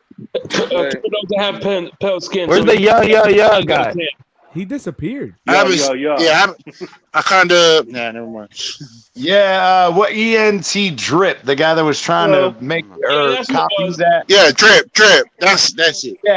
Yeah, bro. He was the one that it was always on TDs and Phins Tailgate and whatever, and he would always yeah, and I'm like, bro, the comedian does that. Music on this channel as well. Hey, shout out to William Perry again for the $2 donation. He says he's gonna come up in a bit. Yeah, let's do it, man. Let's chop it up, man. You're welcome. Man. Hey, Batman. When he come up, I'll drop back. For the doppelganger. Well, for the doppelganger. Steven has the option that you could have a backstage, and I can know if somebody's backstage. So that is something cool that I don't have. So at least when he jumps in, I know he's backstage. Hey, so can y'all explain to me how we're gonna beat the Browns again? One thing, it's gonna be a shootout. It's gonna be a shootout. We're on to the Texans. Shootout. Hey, so this is your favorite. Hold on. I wanted to address what Pete was talking about earlier. Another shootout when he came in. I wanted to address what he was saying when he came in. Look at Florida born Kentucky. Just like Brian Flores. That guy don't know football. Brisket knows the ins and outs of Tua. He knows the weaknesses of Tua. Bruh, let me tell you something, Pete. Let me tell you something. You know what Brisket's gonna tell his team? He say, "Yeah, man. Tua usually throw the underthrow. I mean, the throws. The short throws and intermediate throws, and he never throws the long ball. Tua's gonna come into the stadium, bro. He's gonna start throwing long balls, bro, all day, bro, all fucking day. You know why? Because Tyreek and Waddle's gonna be zooming. They're gonna be zooming past everybody, bro. Zoom, baby. The league is Zoom. Q, if I were you, I'll be in the Steelers panel. I like Kenny Pickett more than Tua. I really do. Yeah, I like Kenny Pickett too. But look, you're blushing on that. Then you start when you don't have an argument, and you start bringing up my Steelers fandom. And let me tell you this. I'm just telling you the truth. I like Kenny Pickett more than Tua. Hold on. No, let me address this. When you don't have an argument, you start bringing up my Steelers fandom. If you don't have an argument, just say you don't have one. I do have an argument. I told you. I like Kenny Pickett over Tua. Yes, I know you're the same guy like that said you like Teddy Two Gloves over Tua, and the same guy that said freaking this Jacoby Brisket was going to be better than Tua. Jacoby Brissett. Let me tell you something, bro. If Geno Smith could be doing what he's doing in Seattle with DK and Lockett, imagine what Brissett will be doing here with the Legion of Zoom and no limitations. Listen to me, bro. Jacoby will be talking about, they'll be talking about MVP Jacoby Brissett. I know what I'm telling you. This is the most quarterback-friendliest system I have ever seen. It makes me feel like, you know what? Just work out the right arm, get your arm pumping. I could be MVP quarterback here. Shout out to Matrix 15 real quick. Hey, you know how to do that, bro. You know how to pump that arm. Hold up, bro. Let Batman make an announcement real quick. This is the best Miami Dolphin offense since the 84 Dan Marino, Mark Duper, Mark Clay, and Nat Moore with no defense. And we went 4-2. And we don't have a defense now, but on paper, we should be good. I like that statement. See, and that's something that I heard the other day, too. I've been saying that. Tua has all this. Well, again, Marino had Clayton and Duper. So what? Did Marino never deserve an MVP because he had two great wide receivers? Hey, Batman, you know what's crazy? You know what's crazy? Hey, check this out. Unhappy era. I've been making that same anomaly what Marino was doing. I've been making that same argument. The rules were bent to make it pass easier back in that day. I got William Marino did it where the rules were against him. I don't want anybody to leave. I don't want anybody to leave. If you want to just drop back for a few I'm not going to leave, Batman, but hold on. Let me say something real quick, and then you can drop me back. You can drop me back. Marino was putting up the numbers. Listen, I've been making that same argument and saying that same statement. Hold on, real quick. Hold on, boys. Hold on. I don't know if y'all saw today, but there was an interview with Tobin and Leroy with Bernie Kosar. Y'all watched that? Bernie Kosar? What happened? Quarterback? No. And he said some things about Tua, and he was very high on Tua. He was validating all the things that we've said about Tua, and he's seen with Tua. Hey, you can drop me back, Listen, Batman. Q. Come The on. problem, Q. Before you go back, real quick, and you're a real one. All right, man. My boy. You're a real one, bro. Go ahead. You love you some too. No, go ahead. Can I? What did he say? I just want to ask real quick a question because that comment that came up that said, we don't have a defense now." Let me ask everybody a question. Did we run a defense 2 weeks ago? No, Lewis. This is what I was gonna say. That defense looked real good against Pittsburgh, didn't it? Hey, Alex, I'm gonna drop you back. Actually looked real good against the Patriots. I'm gonna drop you back. To be honest, Alex, no, I know it you're didn't. with a customer real quick, so I'm gonna drop you back real quick, Alex. Yeah, no, it definitely did against. He got a customer, so let me drop him back real quick. Does Alex think he's gonna get a promotion while working on He did YouTube? look good against the freaking Everybody's Patriots. welcome, William Perry. What's going on, William? What's up, guys? How you doing? Hey, hold on. Before we move on to you, William, Lewis, my issue with that on paper, like he said on that comment, on paper, it should be good. And why you know why he said that? I know you've been saying this. But DTA, but you know why everybody says on paper it should be good? Because of the draft capital spent on this roster defensive wise. Think about that. But are they playing up to par to their draft capital?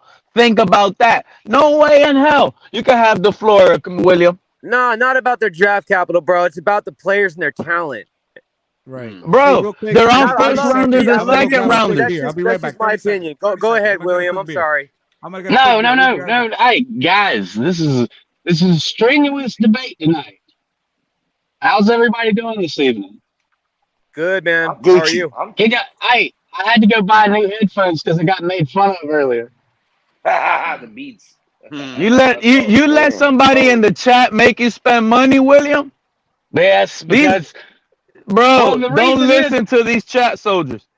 The bows are 2 years old, bro, and they sound good in my ear, but they sound terrible with my voice.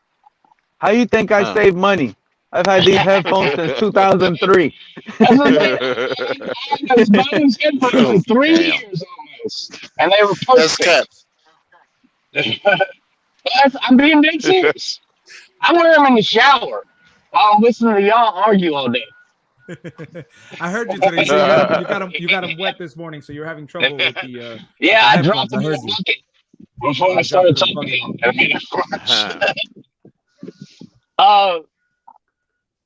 Pete, let me tell you about this real quick. Or everybody, I can tell you about this real quick. I'm from Foley, Alabama. I'm from actually Magnolia Springs, Alabama. That's where I'm at right now.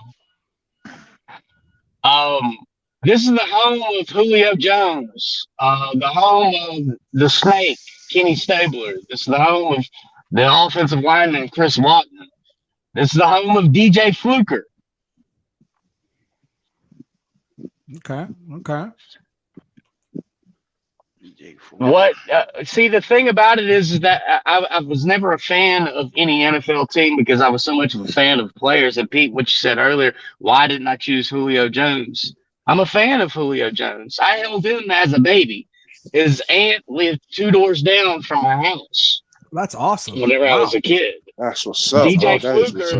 But do you now you understand why I brought Julio Jones' name up when you said Alabama? And it was weird that you said Minka and you said Kenyon Drake when first name I thought was Julio Jones.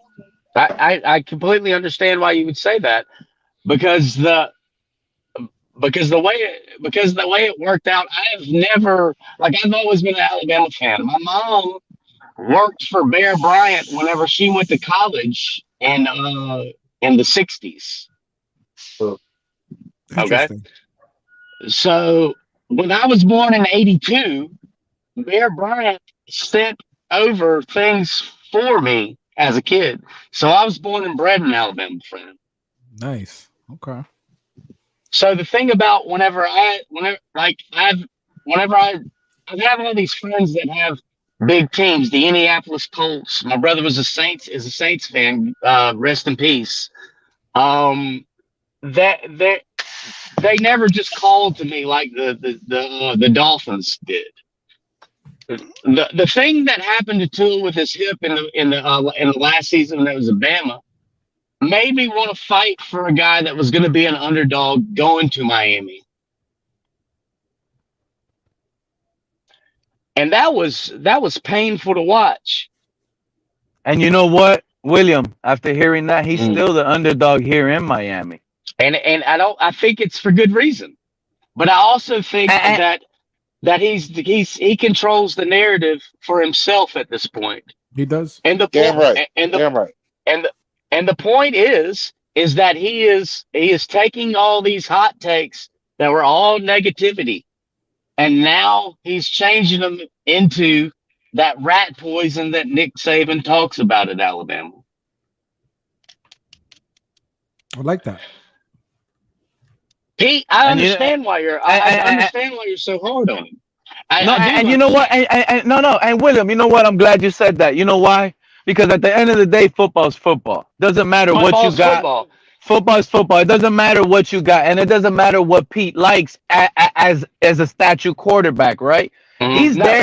He's there nitpicking, picking apart defenses at an accurate and efficient rate that some can say other quarterbacks can't. So if this guy is truly, if this guy is truly the master at carving up defense, at picking them apart at 1 to 3 yards, then it is what it is. There's no one to sit here and say you can't win with that, and we're winning with that. I love it, but I can't trust it because it's just hard to trust. But if he's doing it at that rate, who's gonna stop that? Let's just be honest. 80% completion percentage. There's no way you stop that. Yeah, there's just no way. But let me give you this like this way. I'll give you some inside baseball about myself. I was a legitimate world-class pool player. Okay, like from top down. I had to quit for. I'll give you these reasons later as y'all get to know me, but I understand what it takes to be an elite player at a certain thing. And it's not always having all the physical tools or it has an elite mind to deal with it. The elite mind part of it, because now I'll give you another inside baseball. My college degree is in psychology. I'm in addiction and things like that, but also psychology mostly. But I understand the mindset you have to be an elite player at anything. Work ethic and an elite mindset are always going to outrun the nuts, as we call it in pool, whenever you have a talent. I know 1,000 talents that play in any game. I can walk through Foley, Alabama right now and name off elite athletes that were better than Julio Jones in various different games. The mindset was never what they had. Plus they had, from where they come from. Right. To have the setbacks that Tua has and the shortcomings that he has physically as being a 6'1" quarterback that's probably going to be around 200 pounds. That elite mindset is going to overtake the physical attributes that he doesn't have. He's going to do the same thing as Drew Brees. He's going to do the same thing as Steve Young. He's going to do all the same things because his mind is different. And I know what it takes to be elite and be minded that way.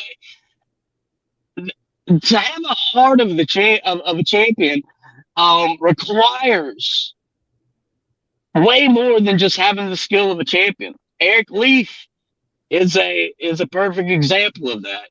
You know what I'm saying? Ryan Leaf, you mean? I'm sorry to tell you, William, look, if that's how you feel, by all means, I'm glad you feel that way. Tua, that guy himself, okay, doesn't make me feel that way about him. And that's the important issue right there. He's already said I'm no hero. So him already coming out and sitting here, letting it be known that he needs Tyreek Hill to lead him, that's exactly what we got in our face. That's what's going on. I don't think he'll have what's going on without a Tyreek Hill right now on this team. So I he's don't too much. necessarily He think is too that is Tyreek just. Hill. I think he is too Tyreek Hill dependent at the moment, and for better for us, it's just working out at the moment. But we'll see where I it think you're takes us. missing. I think you're missing out on something that, that you're not seeing is the developmental part, because it still takes throwing the ball to Tyreek Hill to do this. The underthrows that you're seeing. No. I saw a beautiful deep pass to Malcolm Perry versus the tough Buffalo Bills before. You know what? There's nothing there. You know. I think now that we're seeing the progression through the season, because I knew after the hip injury how hard it was going to be able to be to come back. It ended Bo Jackson's career, the same injury, and Bo Jackson's the most elite athlete ever. You know what I'm saying? So but you're talking about the surgical difference in medical issue or medical functions that are much different. Yeah, exactly. And I mean, the times have changed, and now we have the ability for somebody that has an elite mindset to that injury is no longer the thing that's going to stop them from their goal. And your goal is not going to be the same thing as their goal. Their goal is to be the best they can be and go beyond that. You know what I'm saying? And the set of all things is to go outside yourself, right? And if you can picture yourself outside of that, right, that's an elite mind. And if you can capture that goal despite physical differences, then that you can be there. That is possible. You just have to have that mind. I agree. Anybody want to rebuttal that?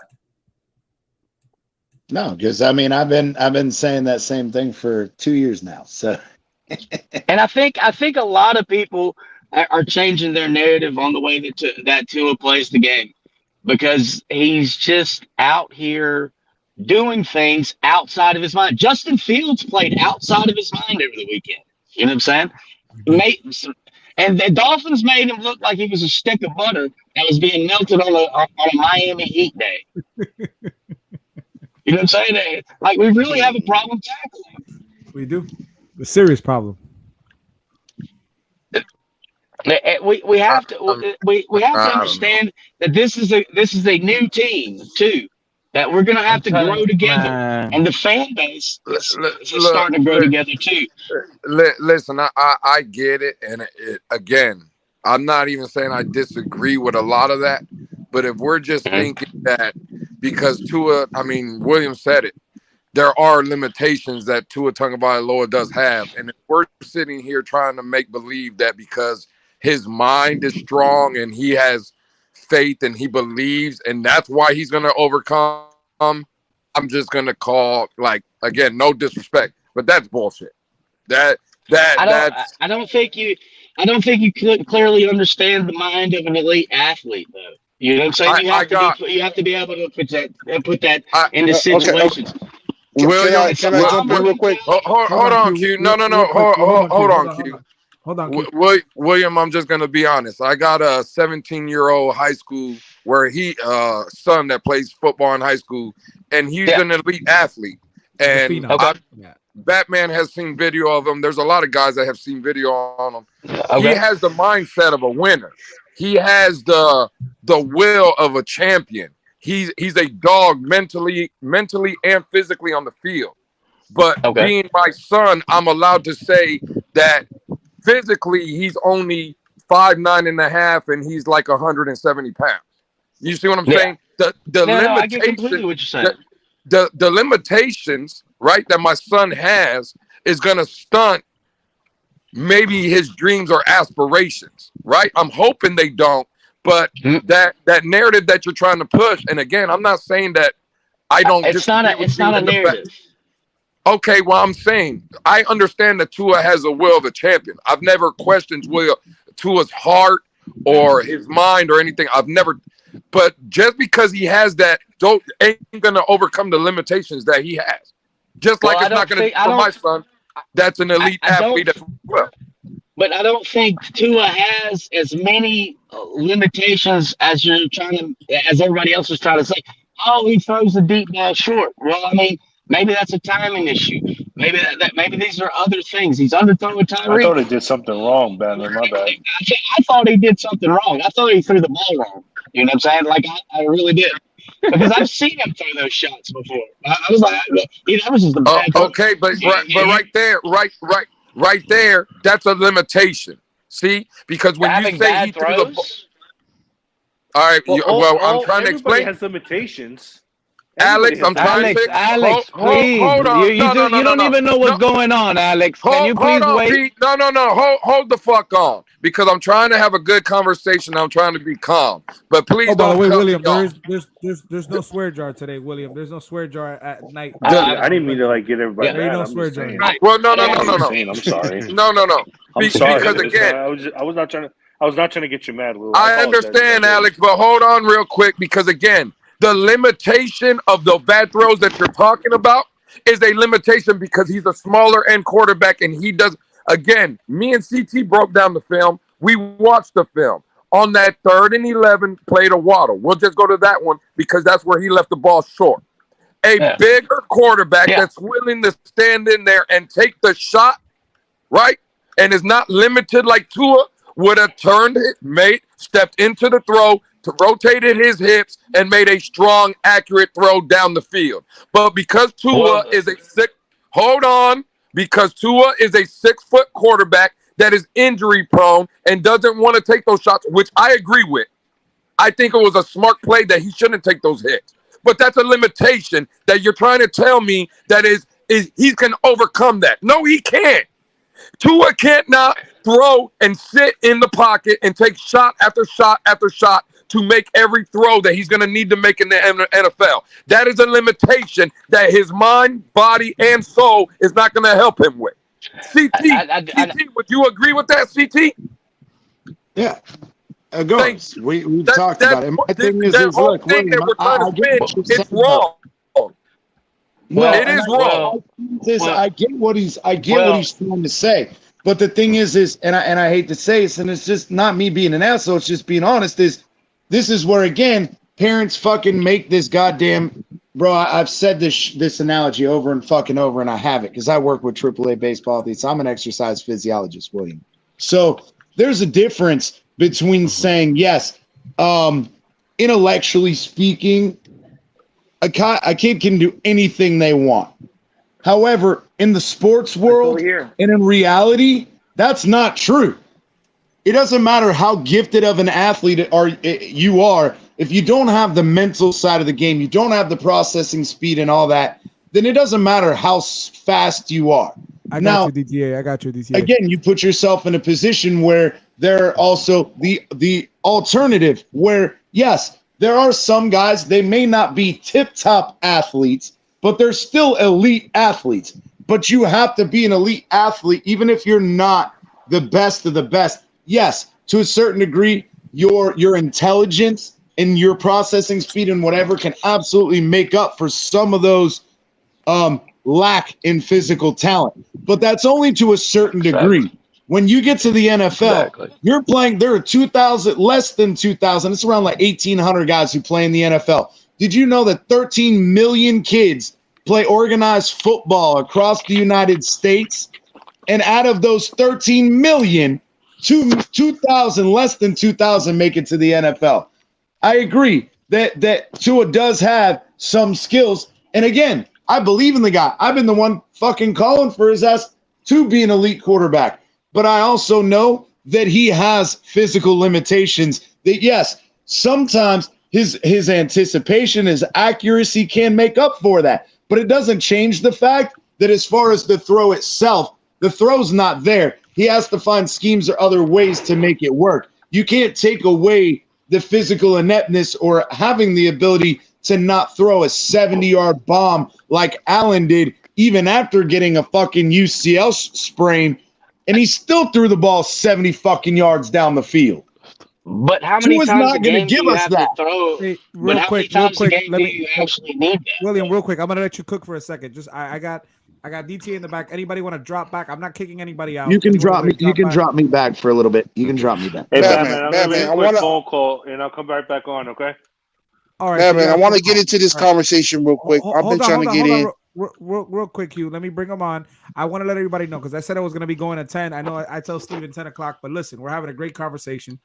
We're cooking. We got 68 in the room. Make sure you hit the like button. Make sure you subscribe to the channel. We hit the super chat. Help Miami Sports Music, ladies and gentlemen. Appreciate y'all kicking it with me. We're going to keep it rolling. I know Steven is not even – I'm controlling the backstage, so Steven, get some rest. I know you're tired. I got it. I've had it all day. I got you, Steven.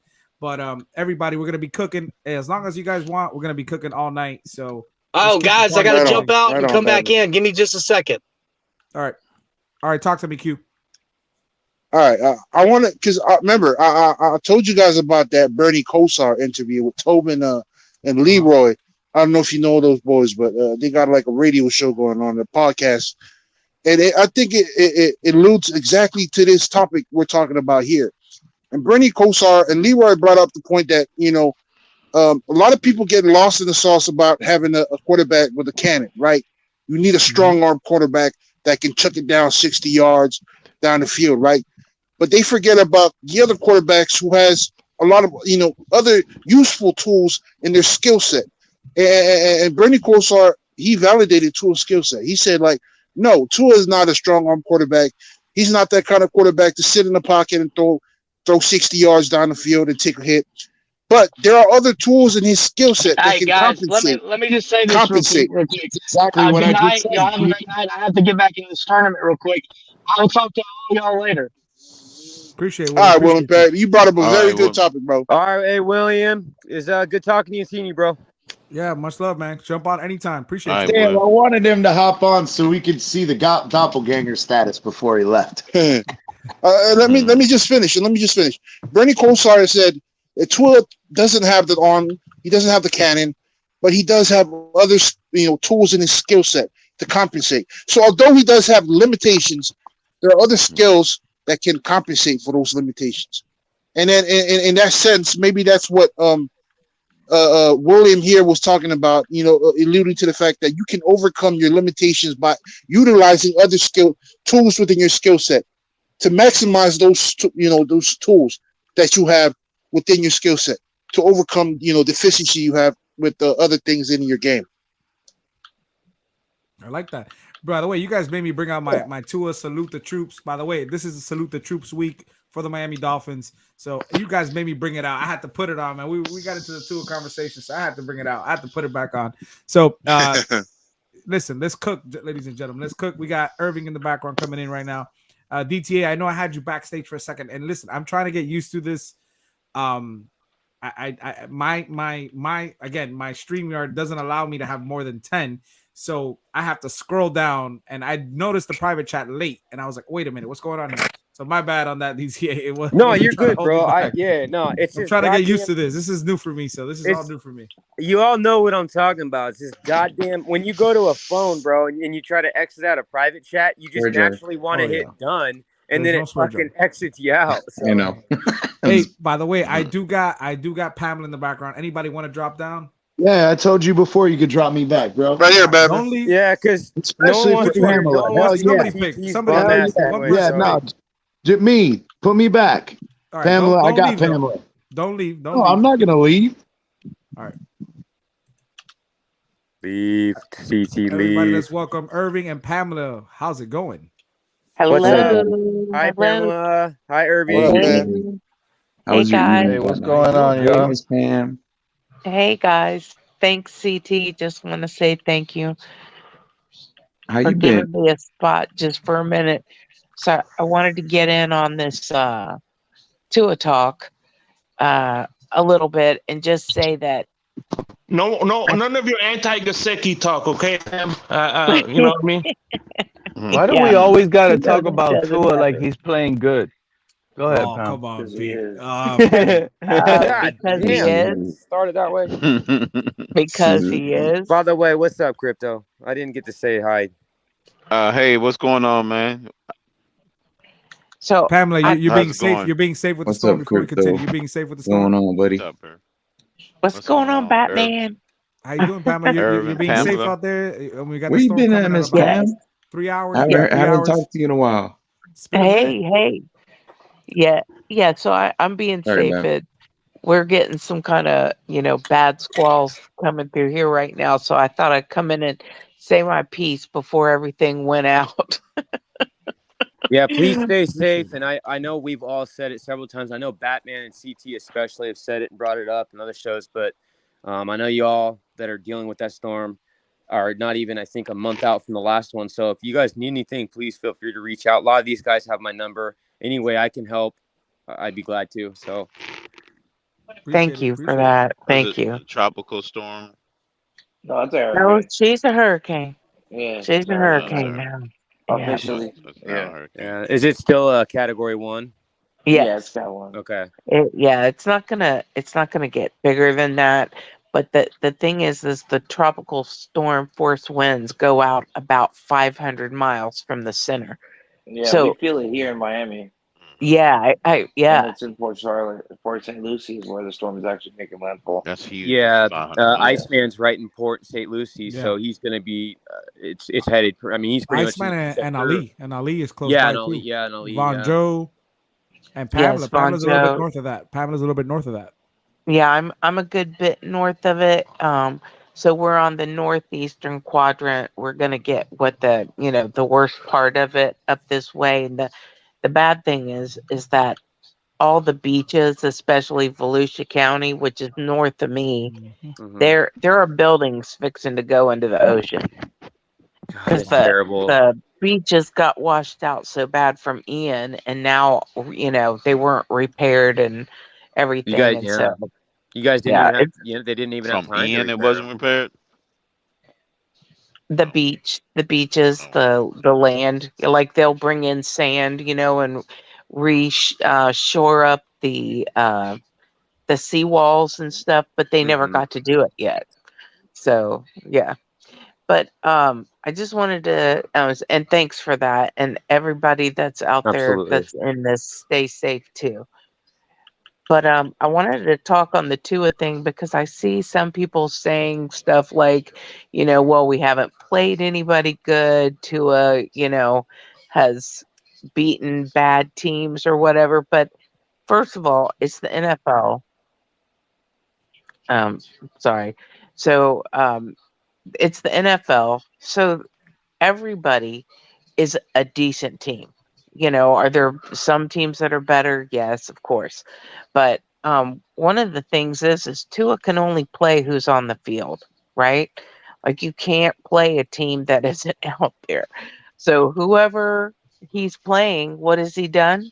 He's won. And look at the quick release, look at the quick decision making, look at his mobility and ability to escape, times where I thought, oh my gosh, he's going down, and he didn't. Right. And I mean, I just think like if all of us before the season started, if we would have said we'd be 6-3, how many of us would have been upset? Not many. Nobody. Not many. So I even though the defense is a little disappointing sometimes, we are hurt. We do have, new coaches, new schemes. But the offense is staying on the field. The defense isn't on the field. These are the things we wanted to see, right? And we're seeing it. And 100%. I forget who it was, but somebody was saying about, the best offense we've seen since Marino and the Marx brothers and such. I agree. That was This is Hey, fun. let me ask y'all, do y'all feel like, because I was going to say something about that, Pam, real quick. Do y'all feel Go like ahead. our offense is too predictable? Because I was liking that, we're putting Tua under center a little bit more. Matrix. But Matrix it truly feels like every time we see Tua under center, it's a run play. And when Well, Tua's stop doing good on the passes, it's a shotgun play. Well, go ahead. Pete, you out here predicting plays? Go ahead and stop it. If it's predictable, I'm go just ahead. You out here saying. predicting? I'm That's just like I was hearing That's Pam facts, talk. man. I'm hearing Pam talk, You know, Hey, and I'm just real like quick, visualizing things. I want to address William Perry again. He said $2. I apologize to everybody on the panel. William, you don't gotta apologize.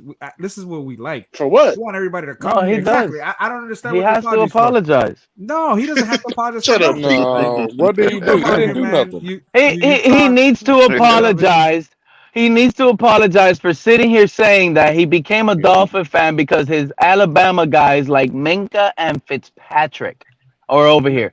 When there were better Nah, he players don't have to coming out of apologize. You don't Alabama, have to like apologize. Julio. Pete, stop doing it. And real I'm just quick, stretching it. Hey, hold on. and then we got another understand. donation from Irving, a $2 donation. Said this goes to Pete's Tua jersey fund. Fins up. There you go, Irving. That's what's up. I know. Pete was Funny, joking, but funny. listen, bro. Hey, Minka and man. Fitzpatrick are not two different people. They're the same guy, buddy. Hey, Eric, here's the catch. You Pete ain't already lying has a about Tua that. jersey. Hey, by the way, Pete already has a Tua jersey. Well, he can get a second one. CT said, "Don't let Pete scare him off. We're not trying to scare you off. We want you on here, William. Anytime you want to come down, you're welcome on Clock Rockers or any other show that we got on the show." And I don't think William was scared though. I don't think he was scared. He was saying what he was feeling, and I will say, since when do we turn down Dolphin fans? I don't care Pam, how. you're or not why scared to you be think Pam. it. You're not scared to be up here with me. Absolutely. No. You should be scared, girl. I like what Pam just said. When do y'all turn down any Dolphins fan? Never. We Never. don't. I mean, if you're a Dolphin fan, welcome. Come on in. 100%. Not everybody was born into it. Some people, like, I don't know if y'all saw the video today of Tyreek giving the little boy a Tyreek jersey at the at the end of the game. So yep, and he's all Bears dressed in fan. Bears stuff, right? And his parents, the Bears, are standing there and everything. That kid will never root for the Bears again. He will be a Dolphin fan for the rest of his life. I don't know if you know this, man, but I was born a Dolphin fan. I just want to comment on Pam's comment. You don't count, Q. I just want to comment. You a hater, Crypto. You got done? Yeah. Go ahead, King DTA. I just want to comment on what Pam said real quick too, because I think that's what's beautiful about it, man. I brought this up earlier too, and I think it's cool how someone being 35 and my experience with the Dolphins is different than everybody's experience with the Dolphins, and when they were introduced to them and when they started being a fan and when their fandom started to grow is a different experience for everybody. And I think it's cool how we've seemed to have a lot of young Dolphin fans, and I guess to some of you, me being 35, I'm young to some of you still, but when I'm talking about, seeing there's 19, 20, 21-year-olds and probably didn't get to watch like Marino and Gadsden's and, just like I didn't get to watch the 72 team, but I know a lot of people in this community did, so it's cool to see the generations, and I don't know, I just thought that was cool, and everybody's, all the young fans coming in and them this is their experience, right? This, I guess, to equate it is like somebody else said, this, I think to some people and a lot of those younger folks, this is their, their Dan Marino squad. You know what I mean? And I hate comparing to it. Yeah, and you know what? I feel so bad for that side, especially some of the teenagers that are because when this derails on them, all that belief breaks. And this is how a fan. Oh, Pam. It's not going to derail. No, it's not. And here's the thing. To your point, I liked your point talking about the younger fans. To me, most of you guys are younger fans in my book. But I'm so glad that you're such diehard fans, and we've kind of been crappy for a while. So I am happy for you guys that you get to see a great Dolphins team, and I think we're well on our way. Pamela, this is something that I preached on before the season started. Once we got Tyreek and everything like that, and we all, me and Lewis, we were leading the train as far as wanting Waddle to be in the top 10 receiver conversation, and we both believed he would be, and he is. And I think that we go back to stats, and no disrespect to Dan Marino, we haven't had a top 10 offense in the NFL since 1995, and we're technically we're not, because we think about the points scored and things like that, but we're way on the way. We're on the way, and I think this is something that I've always wanted from this team. No disrespect to Ricky Williams. Ricky Williams was one of the greatest running backs I've ever seen in my entire life. And Yes. but that offense was just built around them, and that was pretty much it. You had Chris Chambers and Randy McMichael up and down, but it was Ricky Williams' show. And now you're seeing a quarterback emerge. He's getting better and better by the weeks go. And I want to continue success from Tua and health. And Tyreek is killing the game. He's breaking records. Waddle is on pace to break records for a second year receiver coming in the league. And we're talking about, we haven't even unlocked our running game yet. And I think Jeff Wilson's going to help with that. And it's going to hit the ground running. And again, to DTA's credit, he's been mentioning this. We're not talking about let's get our defense back to top 5, top 3 form in the league, but just give me average. If you give me average, we're scary. If you get Byron Jones back and we get back to that, we're the scariest team in all football. And that's taking my Homer hat off. Listen, and that's the thing with. Go ahead, Pam. I'm sorry. I'll go after you. Okay, thank you. So that is like to the point we were talking earlier. You guys were talking about the defense and how we can't blame Boyer for their technique. And Lewis was spot on about that. He wasn't their high school coach or their college coach. You know what I mean? That's where you learn your technique. Now, can they drill them into getting it better? Sure. But I wonder, is it the discipline? I'm not sure about that part of the team. But if we get this team clicking where everybody is taking care of their business, oh my gosh, we're going to be totally unbeatable.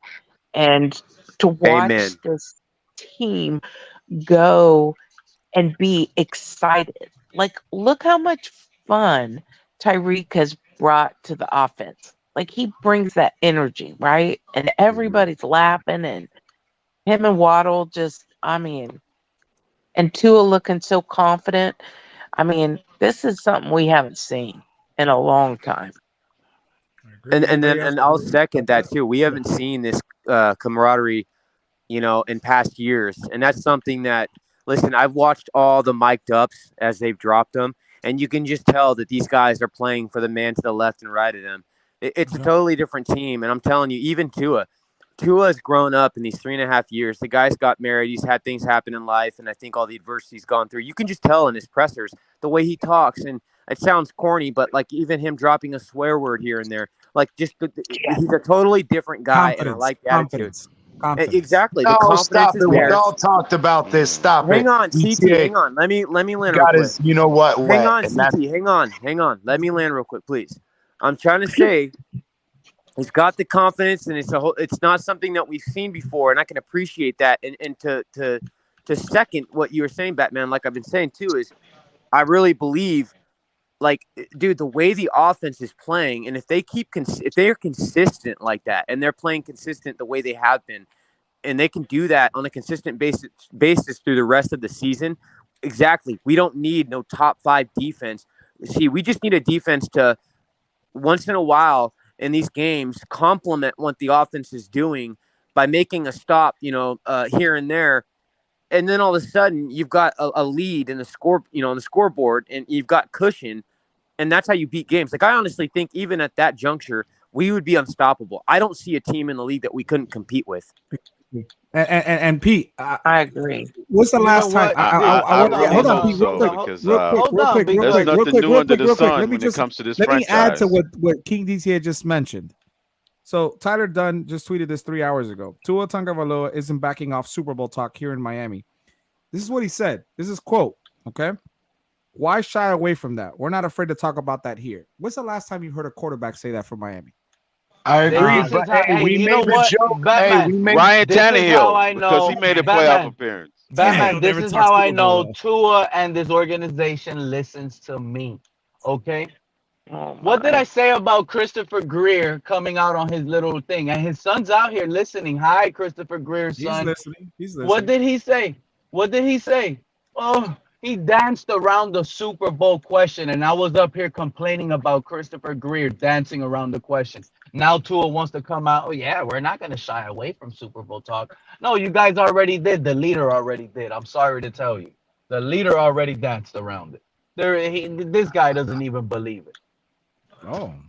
Oh, come on. I got so many jokes across so many platforms for you people. Damn. But look, Batman. That's what you said whenever Tyreek. I will admit we're trending in the right direction. We're on par with 2020. But Batman, to DTA's a little point. As far as the point totals.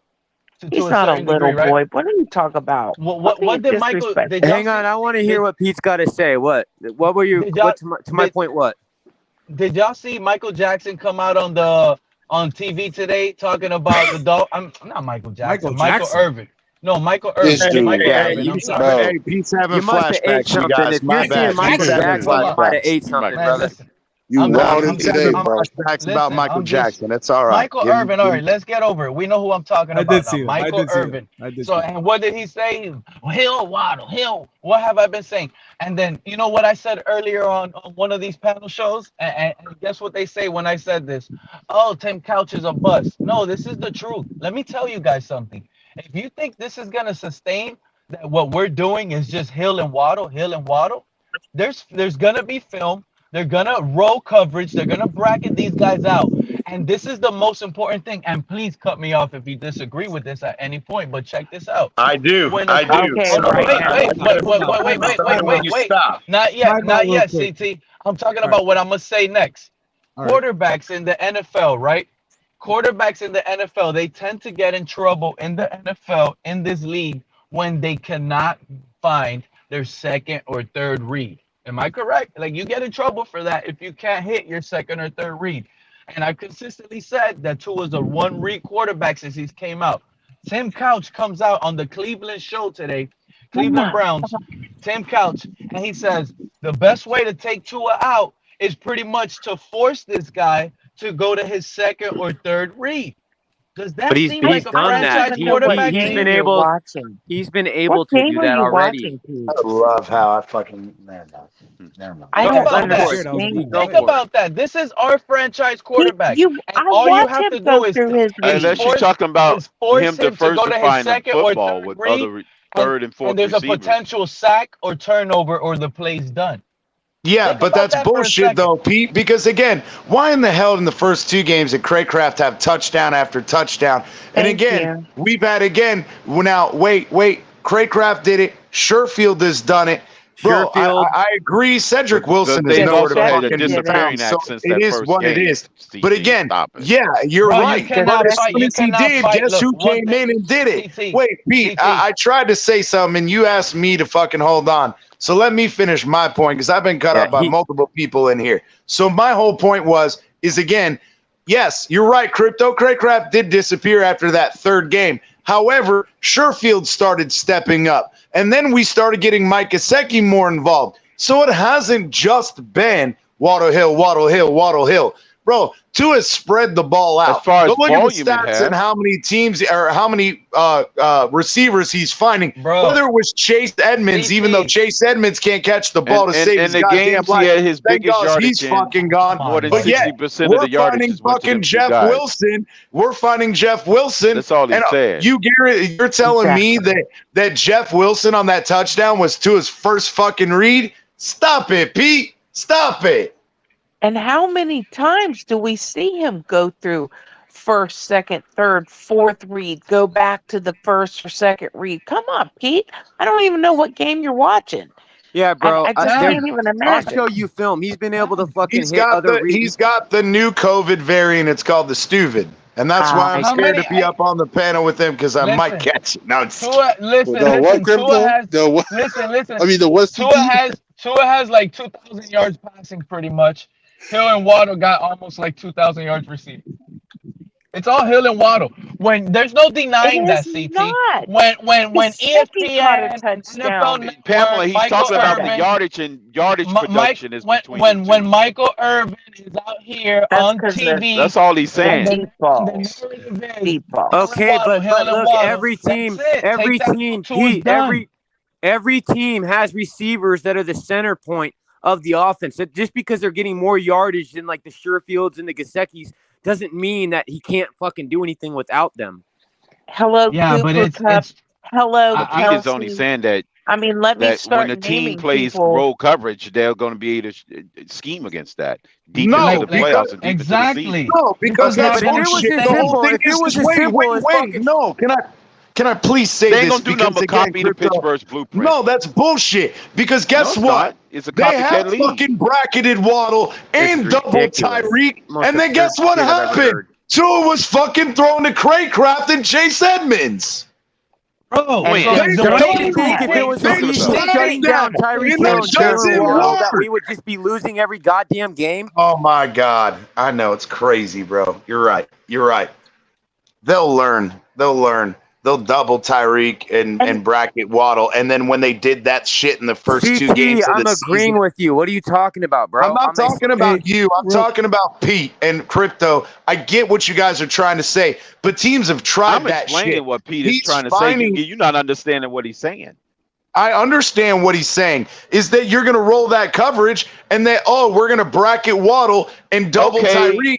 We've tried. You're assuming every team is more like the Lions and Bears and not more like the Steelers and other teams. Yeah, that have the personnel and the scheme to be able to do what the Steelers did and wipe us out in one half.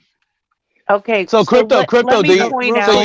you think if our offense It's a sustains, week by week basis. Stop assuming that everybody is going to be like the freaking every opponent is the same. It's not. Crypto, real quick, William Perry, he donated $5 again. He did say if I could read the message. So he said, I was hit by a car at 55 miles an hour.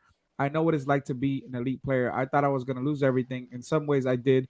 To watch Tua now coming from back from what it was a career-ending injury, for some players, it's amazing. I will always root for a person who has heart like that because I've been there. So shout out to William. 1000%. Hey, William Perry, you're a soldier, dude.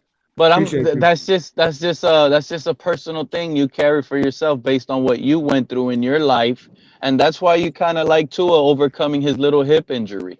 You know, It wasn't a little hip injury. You Let's need to not stop downplay mocking it it. like it was a goddamn a little hip injury. Come on, Pete. That's so. And I just want to say that if people get tape on film on players and then they shut them down and they're never successful again. Hello, Cooper Cup. Hello, Travis Kelsey. I mean, I can just sit here and name player after player. Even Brady, for goodness sakes. I mean, come on. If getting film on somebody shuts a player down, then how do you end up with these great players? Let's not be ridiculous. No, Pam, because everybody doesn't have the personnel. because this is Hold on. Let me respond to It's Pam. not baseball or basketball where it's best out of 7. You playing a different team every week. And this Every is where, week. again, Pete, you can answer, but my question is related along that same line. So maybe you can answer both of our questions at the same time. My issue is also, you guys want to say about, okay, well, Tua has Tyreek and Waddle, whatever. Well, so Aaron Rodgers had Devontae Adams and was still bitching that he wanted another receiver. So can you explain to us why that is if Aaron Rodgers is such a great quarterback that Tua will never be? Why is it that even he wanted more than one wide receiver? This is the narrative narrative that they spun. So when I woke up this morning, this is what all the fucking little sports media bullshit. The new narrative they were talking about because the question arose how Tua could be, is Tua an MVP candidate? Blah blah. And immediately the new narrative went to nah. Tyreek makes him. It's not Tua. He's not the catalyst of the offense. He's not. That's what it is. And I had a feeling that I was literally come what on it the is. shows today and hear But this. DTA, why would you be surprised when everybody in the Tua and their fan class was screaming that he doesn't have talent around him like the likes of Devontae Parker? Hey, Did he put up these numbers with DVP? Be respectful. Because, bro, chat, I'm telling you, if Aaron Rodgers had hold on. DVP, he'd fucking tell you DVP sucks dick. Hey, just be respectful in chat. That's Well, how we DVP ask. will probably be more productive. Don't be disrespectful in chat. I'm not that I won't allow. All right, don't be disrespectful. Don't do that. So I understand what you're saying, Pete, about the number of yards they get, but every team has a top 1 or 2 receivers who get most of the yards. Yeah, I mean, that's just how it goes. I don't understand the point. I'm glad you brought that back up. No, exactly. That's I totally understand your fine, point, Pam. but it doesn't make sense that film shuts down great Okay. players.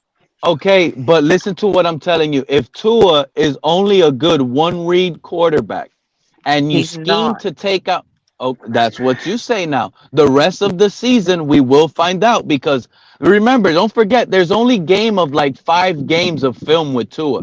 It's already confirmed what we're about to do now. There's no Pete, I denying it. think the It's narrative either about him hold on, struggling. Hold on, it's Pete. hold on, Irvin. Let me finish. Let me so maybe Pam could get what I'm talking about. So it's only been Hill and Waddle, with a little sprinkle of a little dash here and there. But other than that, drives have failed miserably if Hill and Waddle hasn't came in clutch. So See, that's therefore, since we are bullshit, two though, different, because I that is remember early not when Tua bullshit, was in the bro. game, Stop. and it is because, bro, I No, it's remember every not. single one of y'all talking about when Tua was playing and Waddle, oh, he had a fumble. Oh, Waddle disappeared early in the first half. So you're saying that Waddle wasn't there, so he only had Tyreek to depend on, but he was throwing to Sherfield, he was throwing to Gesicki. Bro, go watch the film. You said, oh, we only have 5 games. 5 games of watching Tua go through multiple reads. The narrative is done.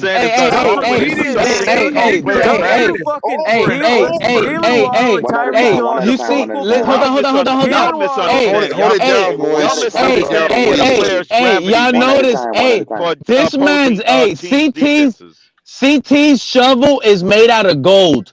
This guy is literally screaming over one series that Waddle was out. One series out of 5 games, and he's screaming this. Oh, come on, bro. Listen, look, bro. It's no different. It's no different than an like entire 2 games of people bitching about Waddle not showing the fuck up. Well, who said something about Waddle not showing up this season? But anyways, Pam, now when teams prepare to cover Waddle and Hill and bracket him and force Tua to go to his second and third read, this is Sunday is what you're going to get. Listen to what I'm saying. Oh, they have. It's no different than a goddamn Diggs. He's the focal point of that offense for as far as receivers. It's no different. Yeah, but we all know that Diggs doesn't have the same gravity that Tyreek Hill is displaying now.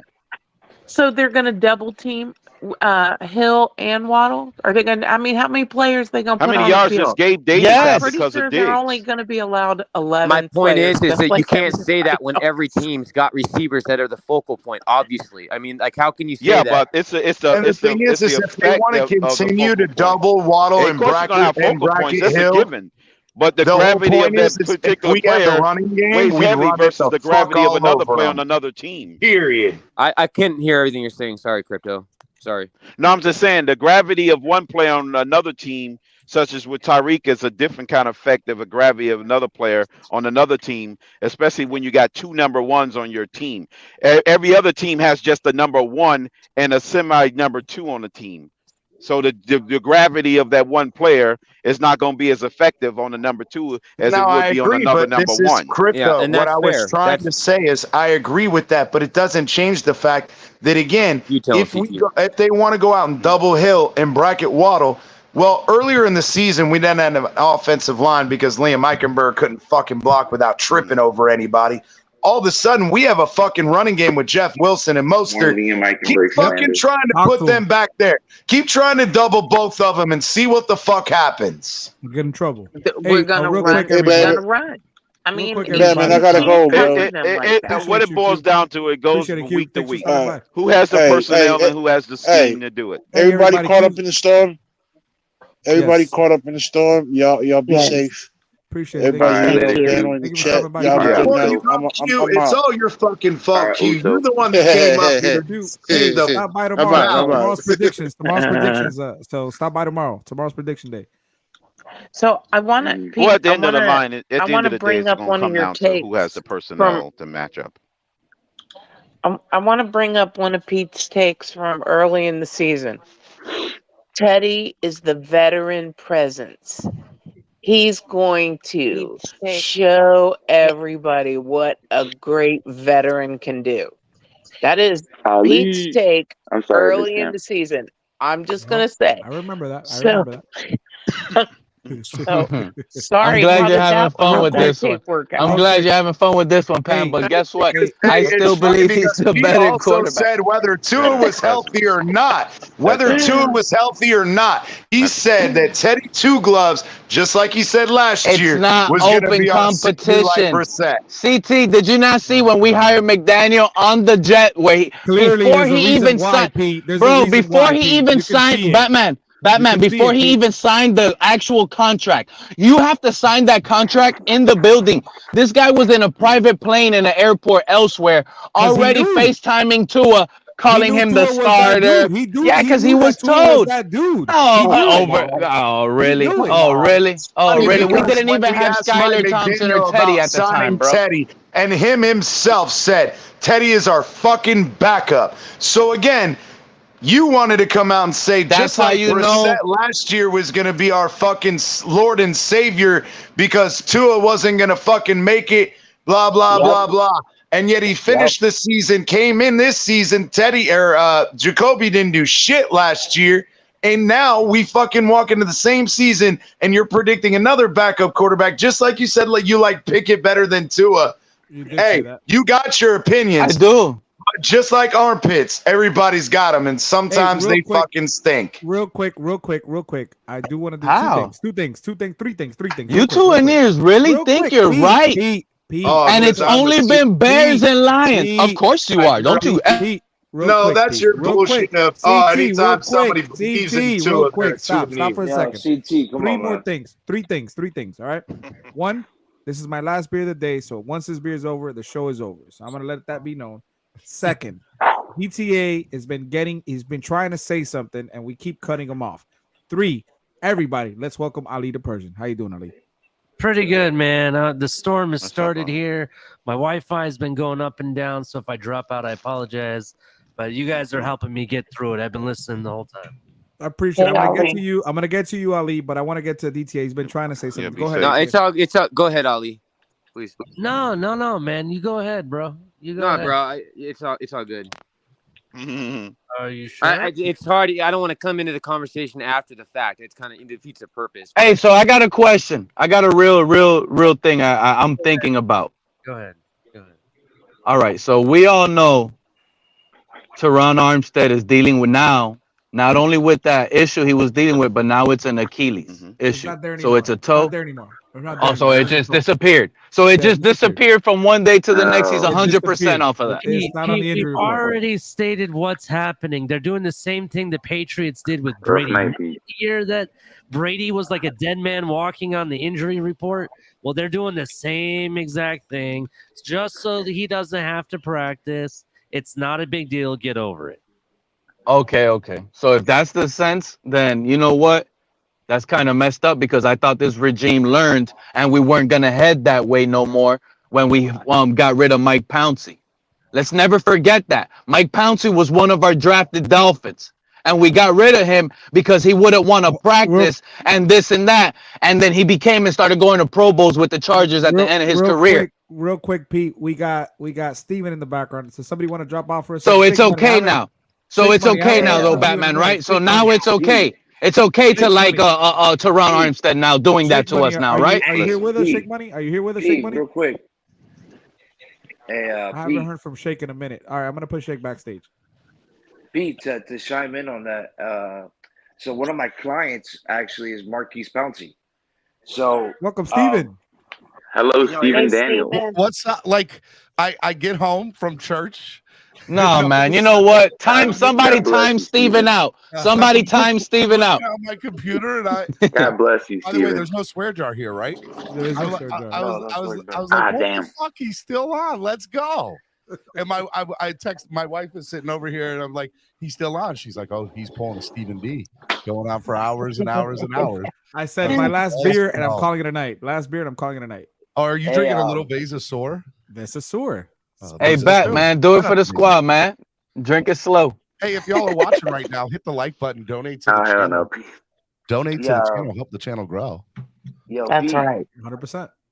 Hit the like, hit the like. So real quick, because I can't. Hey, stay talk on to me. Talk to me about Marquise. What's been what are you guys talking about tonight? We're arguing about Tua. We're talking about No. Listen to. We're arguing about the play, the Super Bowl playoffs franchise. Well, my question what led to this, by the way, was you guys' sense was obviously good. My question was gonna be, and it makes no sense at this point because you guys said what Ali said. What he said was, should we have set Teron Armstead because he's injured and let him get extra rest versus the Browns and then the bye week? That's what I was thinking because I didn't think they would lie to us about injuries anymore. I didn't think they would lie to us about injuries anymore because of the Mike Pouncey situation that we dealt with. So now it's okay. But now it's okay. We should definitely sit Armstead when we got Myles Garrett. That's for sure. That sounds smart. Super smart. Yeah, I don't know why would we be sitting a best tackle. Pete, you know That's for disastrous. a fact Pete, you know I've been saying, you know for a fact I've been saying for a year now. The Browns got a good last year, and Stephen E, bro, your mic is super quiet, brother. Well, it's because when people talk, it whatchamacallit puts it over them, so I can't hear them. But I'm assuming just based on the conversation at hand. Oh, Pamela's up here. What's up, Pam? Hey, Steven. Yeah, like Pete, you started this nonsense tonight, didn't you, Pete? It's all your fault. No, Q did actually. Hey, you know what? I'm not gonna blame Pete this time. It was actually Q that started. No. I blame CT. If you go back, replay the show, it's actually CT's fault. I promise you. Okay. Yeah, 100%. You can go watch. Q's the one that came up and asked a divisive question that he knew was going to start shit. He was the actual one that started the bullshit. He said, let's get the party started. In the words of the famous crypto, was he gaslighting? Was he? Yes, he was. He was gaslighting on Steve. He comes on a panel and he says something. Here's the thing. I don't care what question or what comment somebody had. Pete's gonna find a way to make it into a mess. So I don't care who else asked that question. Pete's gonna make it a mess. Yeah, mind. I love all of y'all. I love Pete. Donate to the channel. I honestly was just coming up here to say hello. Batman, you've been killing it tonight. Somebody donate $10. Kick Pete on out of here. Say, Pete, get out of here, man. Be gone. Be gone, Pete. Time Steven out. Shake money's in the back room. Everybody's money is spent. It's late at night. People out at the bars drinking. Shake money a little bit. So I think he just nobody's got any more money. We broke. Money is listening. He said something about like a razor. That could you Shake Money? Could you do me a huge favor and send me a DM on Instagram or Twitter about the razor you were talking about? Shake Money hasn't spoken about an hour, so I think he's not there. Okay, well, all right, never mind. Yeah, Batman. Real quick, I just want to say, Batman, episode number 2, you're killing it, my guy. Great job, Batman. And I'm proud of you. I'm so happy you're a part of the team. Way to go, Batman. You're the man. I love you, and we're gonna party this weekend, my guy. It's going to be a lot of fun, right? We are. And for those of you who don't know, the next home game after this one, Houston, Batman will be doing the Tail Greeter pregame show live at East 32. Not me. Nice. So it'll be Batman live at East 32. And I got info that man, you guys are living the life, man. Color commentary is going to help me out. He's going to help me out. He's going to come through. Let's go. Phins Tailgate. Appreciate Phins Tailgate. Appreciate color commentary. That'll be a lot of fun. I love you all. I miss you all. Oh, Ali, I didn't even see Ali. What's up, Ali? What up, man? My guy, Ali. For those of you who don't know, Ali's that guy. And if anybody's got something to say about Ali, they can come to me. Exactly. And by the way, William Perry came through. Me outside.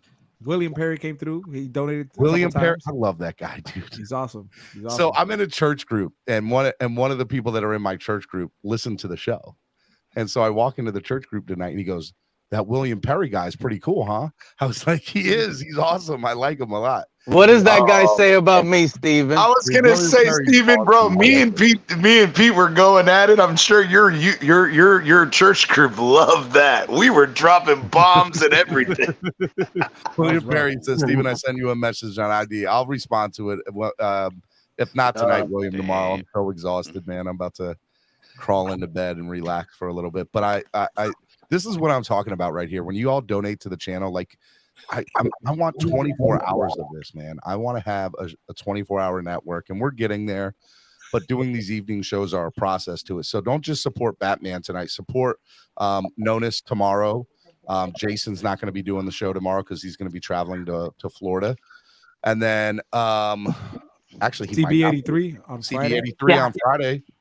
CB83 Jason should hold off traveling to Florida. Ali, am I saying your name incorrectly? Q says I'm saying your name incorrectly. Ali. You know, like the best I apologize of all time, Muhammad Ali. Muhammad Ali. I float like a butterfly.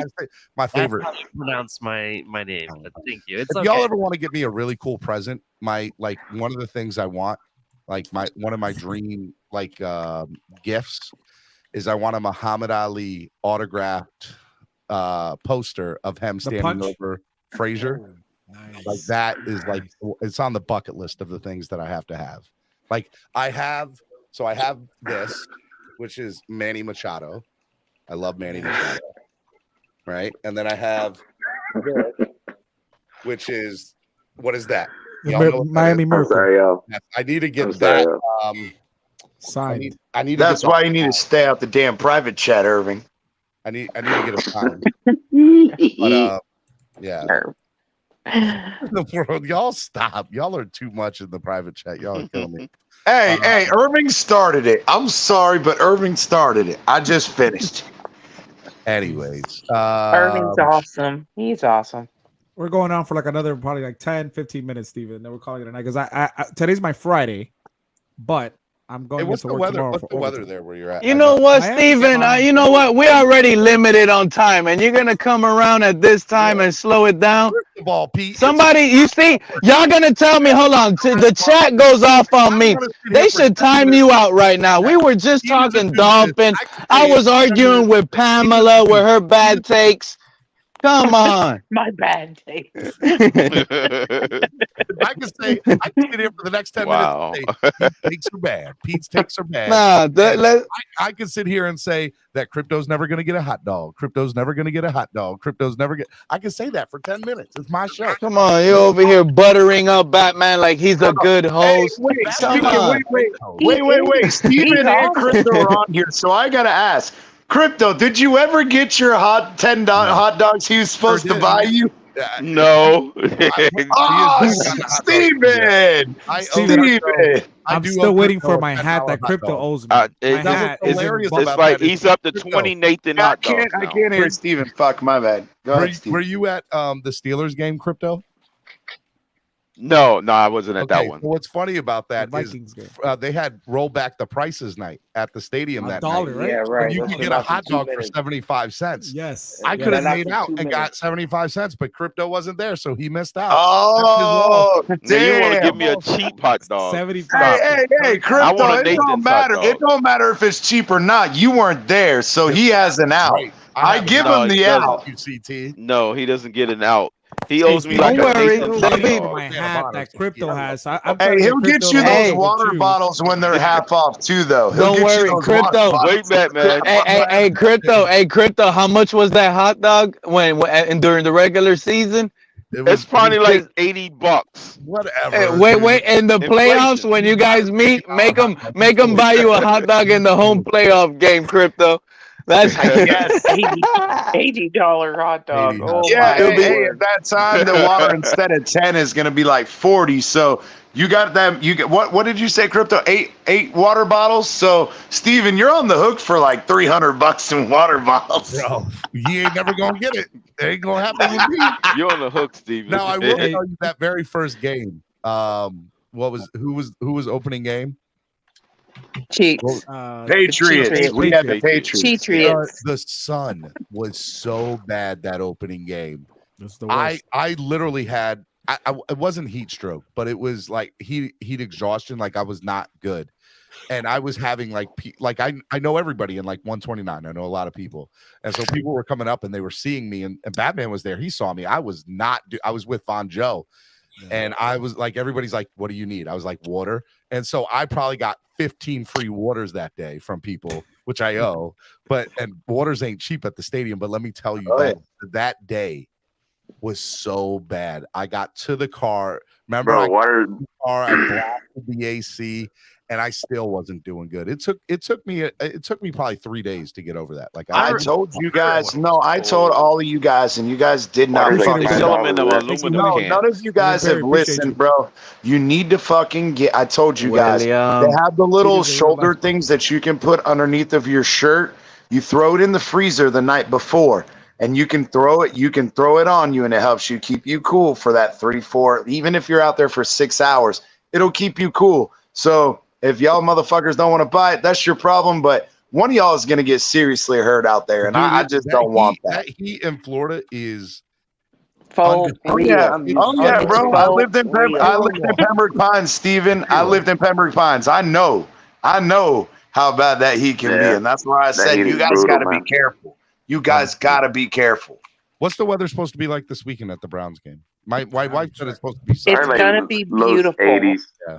Probably gonna Sunday- be like low 80s. Y'all believing that early forecast?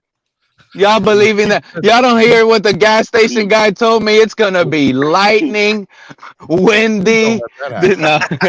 Okay. He was charging his Tesla and getting his gas station sushi. 71 degrees. 71 Let me degrees. just sunny give you skies. Hurricane 101. Hurricane 101 means when a hurricane pulls away, the weather is gorgeous. Beautiful. It's going to Yeah, pull it- down a it- cold front, and it's going to be it'll be beautiful. good. No, Hurricane 101 is go buy alcohol. Then you go buy the rest of the essentials. Hold on, I got a question for DTA. DTA still here? Hold on, real quick. Let me just say this real quick. Yeah, I'm here. Point about the Lightning. No, you was at the Seattle Stadium, the Tennessee Mariners game. Remember the Tennessee opening week game a few years back? Oh yeah. That was the longest game ever. I was there. So my wife had never been to a Dolphins game, so I took her down. It's opening That was week. her first It's hot as one? hell. It was her Oh, my first game. God. Let me tell you, we got there early to party at East 32. So we were there probably 8:30, right? 8:30 a.m. And what time did the game end? It ended after Sunday Night Football had kicked off, right? So I was going to say probably about were at 8:30. That's the longest stadium. game ever. Yeah. We were at the stadium for 13 hours. Yep. For Yeah, I remember that. 13 hours All we those were at the delays. stadium. Let The me just longest tell you, game the I've ever fact been that I to. got my wife to come back to a game after that is a miracle on itself. She was not happy being there for that long. Meanwhile, I'm in heaven. I'm like, this is great. We get to be at Dolphin Stadium all day. It's amazing. We were at the longest game in NFL history, and it was beautiful. We won. Yeah, she did not have the same reaction. As a matter of fact, she's giving me the stank eye right now just talking about that game. That's a good story as a Dolphin fan to say, right, Steven? That's a really good story to say at a bar or something, and your wife is going to be there like, that was a miserable day for her, but it was a great day for you. I feel you. There was 2 lightning delays. I think one was 2.5 hours, and the other one was like an hour and a half. Yeah, it was a long time. That was terrible. It was a 5-minute halftime because the game got the lightning strike. One of them happened like with 2 minutes left in the second quarter. They wouldn't play out the last 2 minutes. So when halftime started, it was a 5-minute halftime. They didn't even go to the locker room. It was wild. It was wild. I think that's when Delaney Walker got hurt, didn't he? I think so. Yeah, that was a fun year. So that 2018 year was great. I mean, what I can tell you, the home games we went to was that the Raiders, the high five game that Jakeem Grant and Albert was that Broncos, game. Bears, Yep, Broncos or the Bears? the Bears game that ended, and then the Miami Miracle was that year too. So that That was the Miami Miracle or the Brock Osweiler?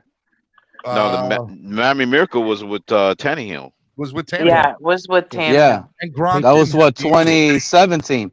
Gronk, hey, just so you know, Gronk still that was- doesn't have the angle. Just so y'all know. He still That's doesn't. right. That's right. All right, I love you guys. You guys Appreciate are it, the Steven. best. Batman, I just wanted to come say hello. Appreciate it. Hey, you're the salute best. to you, Man, Steve. good night, all. buddy. Tomorrow, Thank you, Steven. tomorrow morning, Thank you, Steven. Cameron and Tamara's Celebrity NFL Picks, 9:30 a.m. Be there. I won't be late tomorrow. Y'all can bet on it. Or not. Please don't bet on it. It's probably not going to turn out well for me. So that's why I don't bet no more. All right. I love you guys. You guys are the best. I'll talk to you. Appreciate Good night, it, Steven. You guys gotta close the private chat because Urban and me are going off. You just need to close it. Hey, Crypto, what did you ask earlier, bro? Let's welcome MCJB. Yeah, I was asking you about Steven, the you owe me a Mariners. Dr. Pepper. What was the Mariners hot dogs like out there? Why y'all talking about Oh, glizzies? dude, they're I haven't had them in a while, but I know that they're pretty fucking. The Mariners hot dogs are famous. They package them and sell them all over, like in stores and stuff. I know Yeah, at the but the best baseball is stadiums they look real fucking. good. I want the They old tend to be style. real good at the baseball parks. Hey, Y'all ever Crypto, seen how they make a hot dog? Hey, Crypto, do you remember the fucking old 18-inch Nathan's full beef ones that they used to sell? Bro, those were the fucking Bama good ones, boy. bro. Now you got Exactly, this those are the fucking best. $8 fucking $10 hot dog that's like 8 inches made of pork and chicken scratch and all this garbage they want to throw into it. And I'm like, that ain't no $10 hot dog. What the hell are y'all talking about? It's a generic beat up Oscar Mayer is what it is. It's the same thing. It has the same thing as the McRib does. All that fucking gym filler. CT. Rumors are the barrel they stuff all the meat and the pork and the crap and the feathers. They even use the barrel as well. They just crush it all like bones in it. It's a piece of wood. That's when you guys get that hard piece of grizzle and a hot dog that you think's grizzle. Nah, that's 55-gallon drum, buddy. Hey guys, hang on. Batman's trying to talk. Hold up. Real quick, everybody. So William wants in. I want him to meet MCJB so they can talk it out about this Alabama talk.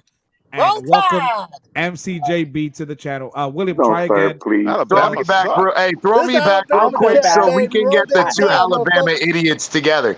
Hey, I'm out of here, man. Y'all boys have a good night, all right? Shut your Gamecock ass All right, man. Have a blessed Y'all week. been with us how many years? Alabama hang on. Another spot so he don't get kicked out. Hang on, everybody. We're Hey, good. Pete.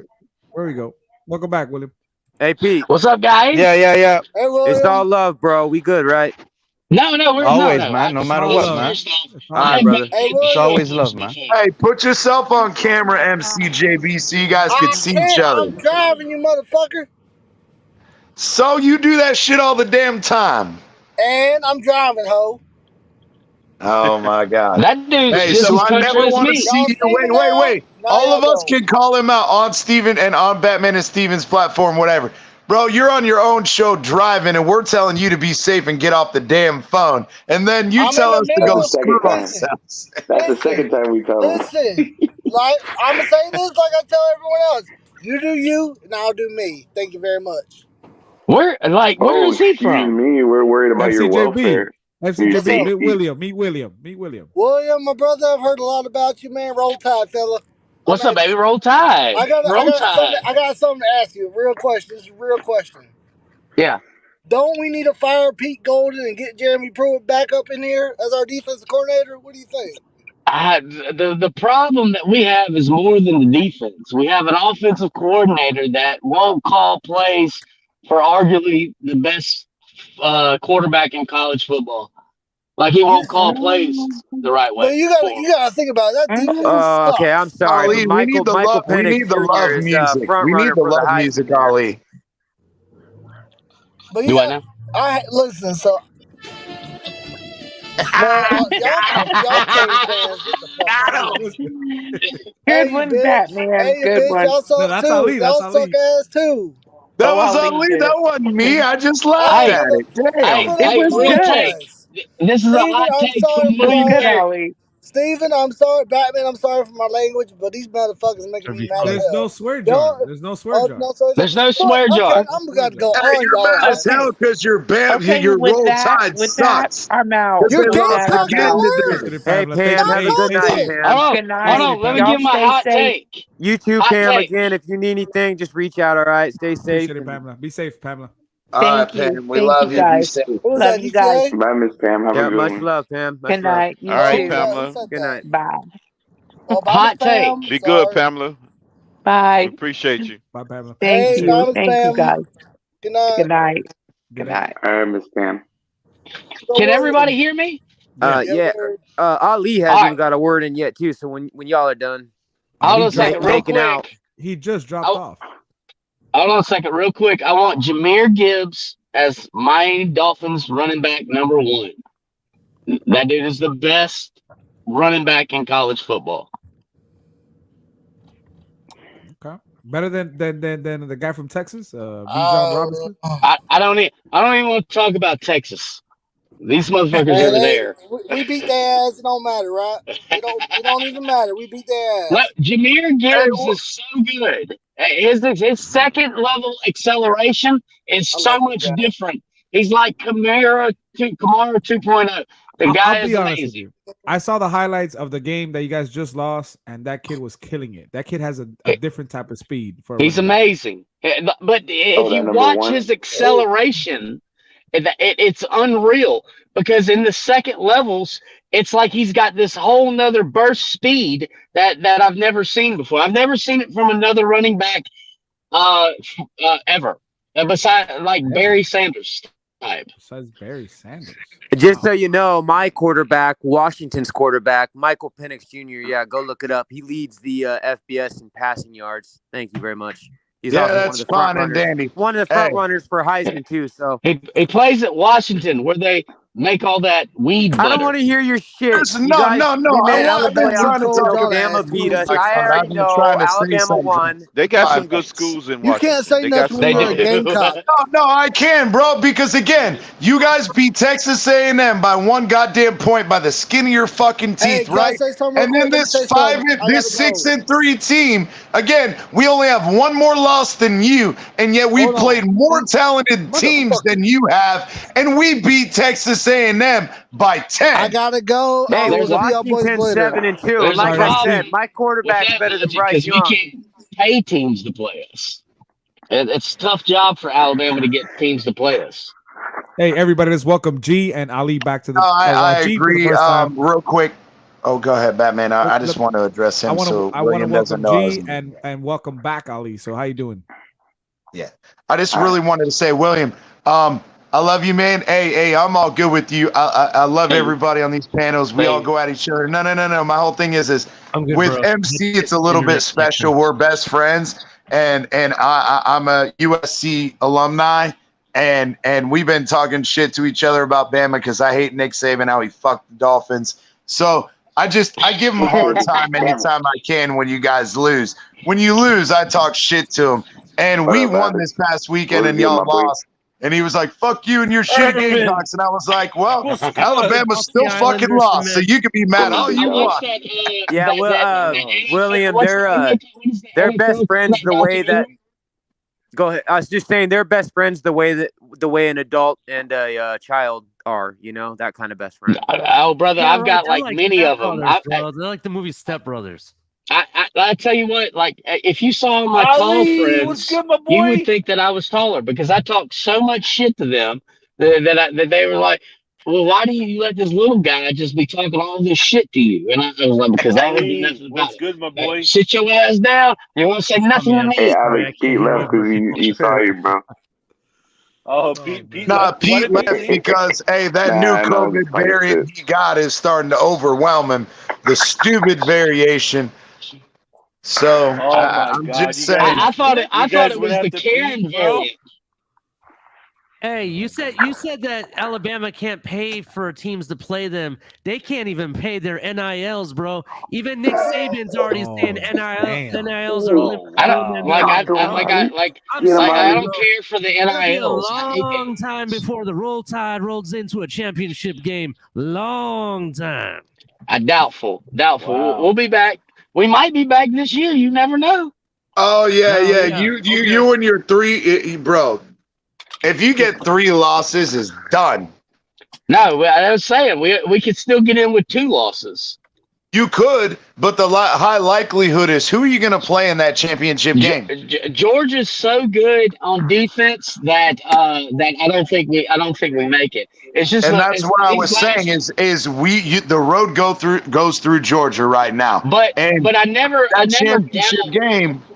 You guys lost to Georgia. What was it? 2 years ago now when you lost it to Georgia? Last year. Or no, it was last year. Yeah, you're right. So again, the road goes through Georgia. And the funny thing is both of you guys, you and MC, and I love you and give you guys shit.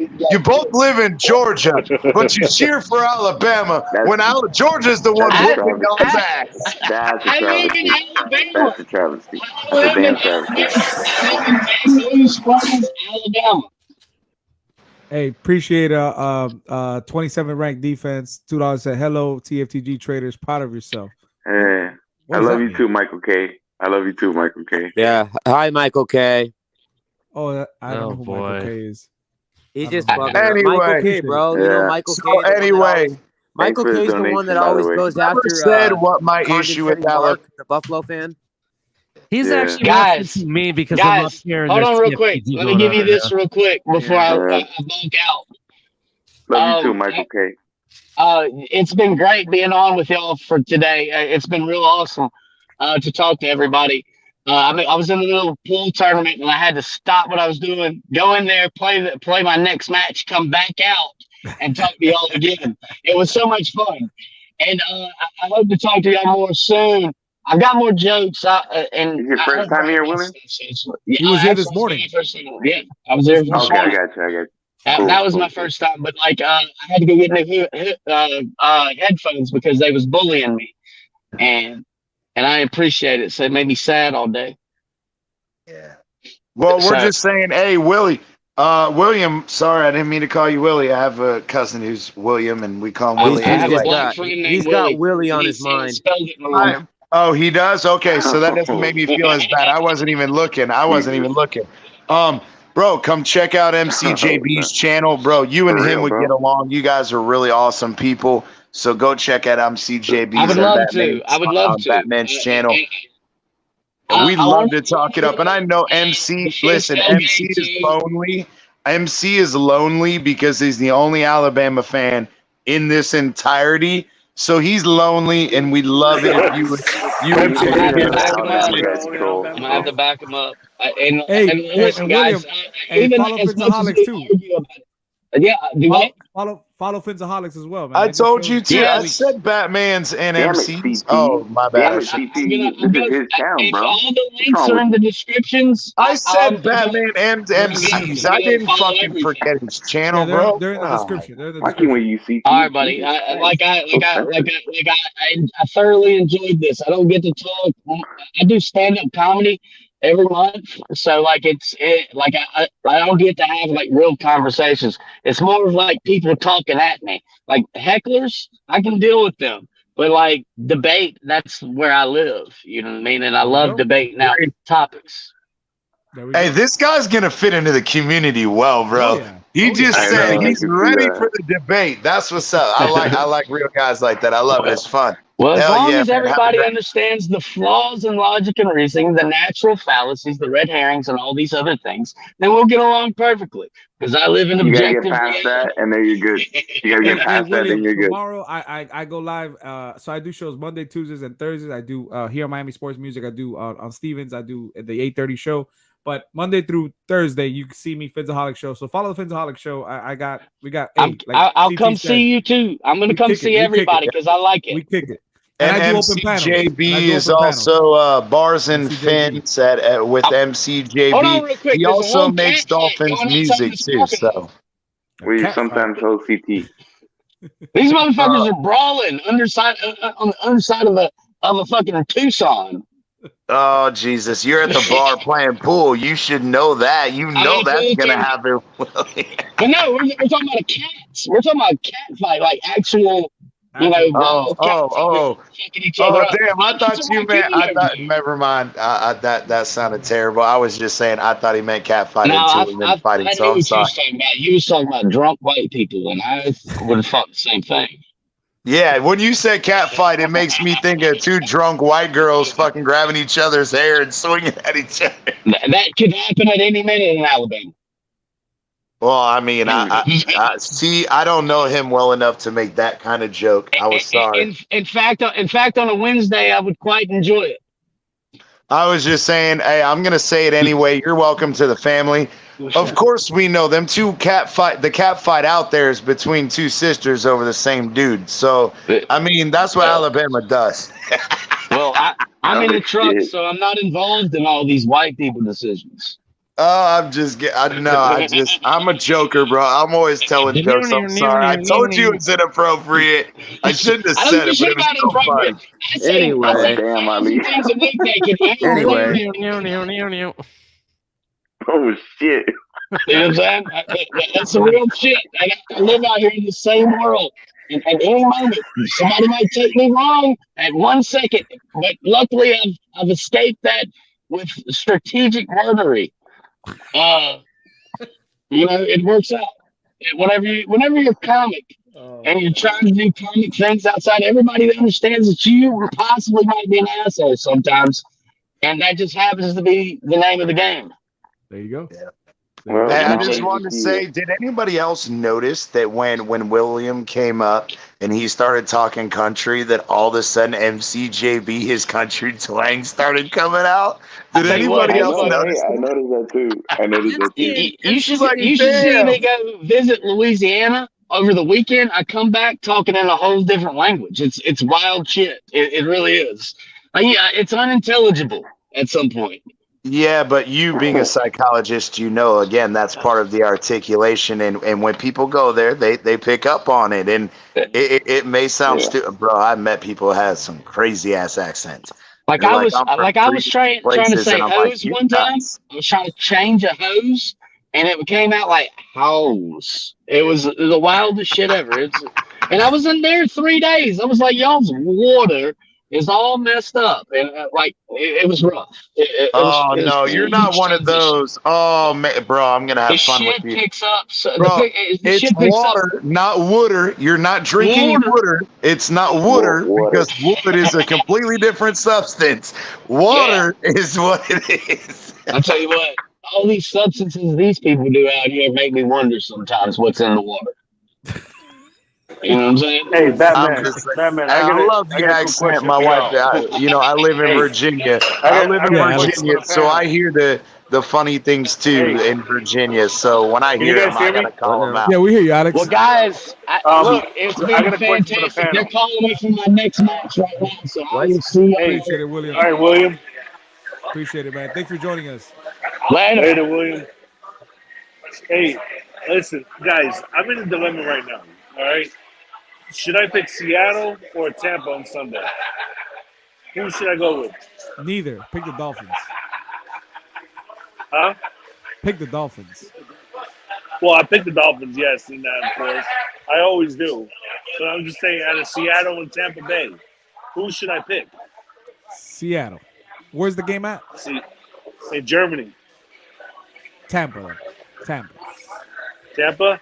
Yeah, Tampa is marketing that area. They have a huge fan base. It'll be like a home game for them. Because I go ahead. I'm sorry. No. I'm gonna let you cook because I do gotta go. I gotta go to sleep. I do work tomorrow. It's not my Friday anymore, so it's my Thursday. I appreciate everybody coming on. So Alex, I'm gonna let you finish, and then I'm gonna end the show. Talk to me. Oh no. I was just gonna say, it's Batman. It's always great, man, when you're on, bro. Hey, tomorrow's predictions, man. Tomorrow's predictions. Oh yeah, I'm gonna be on for predictions. I'm definitely gonna be on for predictions. But Batman, bro, you are definitely the best, bro. Keep up the great work, my friend. Nah, I'm not the best. I'm just trying to be fun and good entertainment. That's all I'm trying to do. Yeah, man, but you do a great job at everything, bro. Keep up the great work, man. You're blessed. You're very blessed for everything that you accomplished, bro. That means a lot Hey, to me. Irving, is that you, bro? That's got that brother? I'm in a bar right now. I'm in a bar right now. I can hear the bar fight. Getting some food. What's up with DTA? I asked if that was you again. Your mic when it does that feedback thing when it's like. Yeah, it's probably me. No, that's Alex. That was Alex. He's at the bar. That was Alex. But hey, I want to give a shout out. I want to give a quick shout out to Jose Valdez. Because Giannis beat the Rangers again yesterday, and he's a Rangers fan. And he's always up in the chat. So shout out to Jose Valdez for that victory, bro. Jose's sleeping, man. He's sleeping. He was here earlier. Hey, appreciate everybody for real. You guys gotta watch hockey, bro. You guys gotta watch hockey. Hey, can I give my? I think you froze. I'm sorry. Can I give my prediction now? Because in case power goes out, I won't be able to give it to you tomorrow. All right. Because of the storm. Only Ali. Oh, right? shoot. Oh, shoot. Ali, bro. Before you do that, stay safe, my boy. Oh, all right? thank you, man. No Seriously. problem. Definitely. I Make sure you guys are stacked up and everything. And just keep you and your family safe, bro. And Ali, if Ali, you just like I've extended the hand to everybody out here, bro. You need anything, you got my number. You fucking call me, and I got you, bro. I got you. I appreciate it. It's only a cat once. It'll be like camping in the rain, bro. I'm fine. Yeah, but these are no things to play with. Make sure to go get the beer first. And if you I'm need already stocked. Ali, what is it? I got you. My prediction. Okay, my prediction is 42-17. Who? Ooh, nice. Dolphins? Nice. Yes, of course, Dolphins. All right. And That's it. Nobody else. We've been averaging those high-scoring games, and I'm going to take a leap of faith that Boyer's going to fix the defense for that game. I like that. Chubb's going to eat. When do we give ours? Tomorrow. Oh, that's right. Okay. Tomorrow's Thursday. Yeah. We do predictions just for on me Thursday. because of the storm, bro. I apologize. I had to come. No, you're okay, safe. Ali. Be safe, You're Ali. okay. Be I was safe. just Be safe, asking. Ali. I genuinely didn't know. So yeah, every Thursdays we do predictions. So much love to everybody that came in the comment section, showed love. Everybody that came on the panel today, man. We had a packed house. We still got 52 in the room. I hate to end the show, but again, I wasn't expecting to go past 10 o'clock. It's 11:37. And I did it because we're having a great time. We're having a blast. We're having a good time. I can't lie. I'm not going to lie. It's going to suck wanting to go to bed now because usually, Batman goes out on Wednesday nights. I'm not going out tonight, but I'm going to bed. It's Thursday for me. Much love to everybody. Fins up. Catch up. Make sure you come to Clockboxers tomorrow. Make sure you got. I'll be there first thing tomorrow. We got Nonus coming in tomorrow as well on Miami Sports Music. Make sure you guys follow and donate to the channel. Much love to everybody. Fins up, and everybody have a blessed night. Thank you for episode 2 here. You too, man. Have a great night, bro. Have a great night, guys.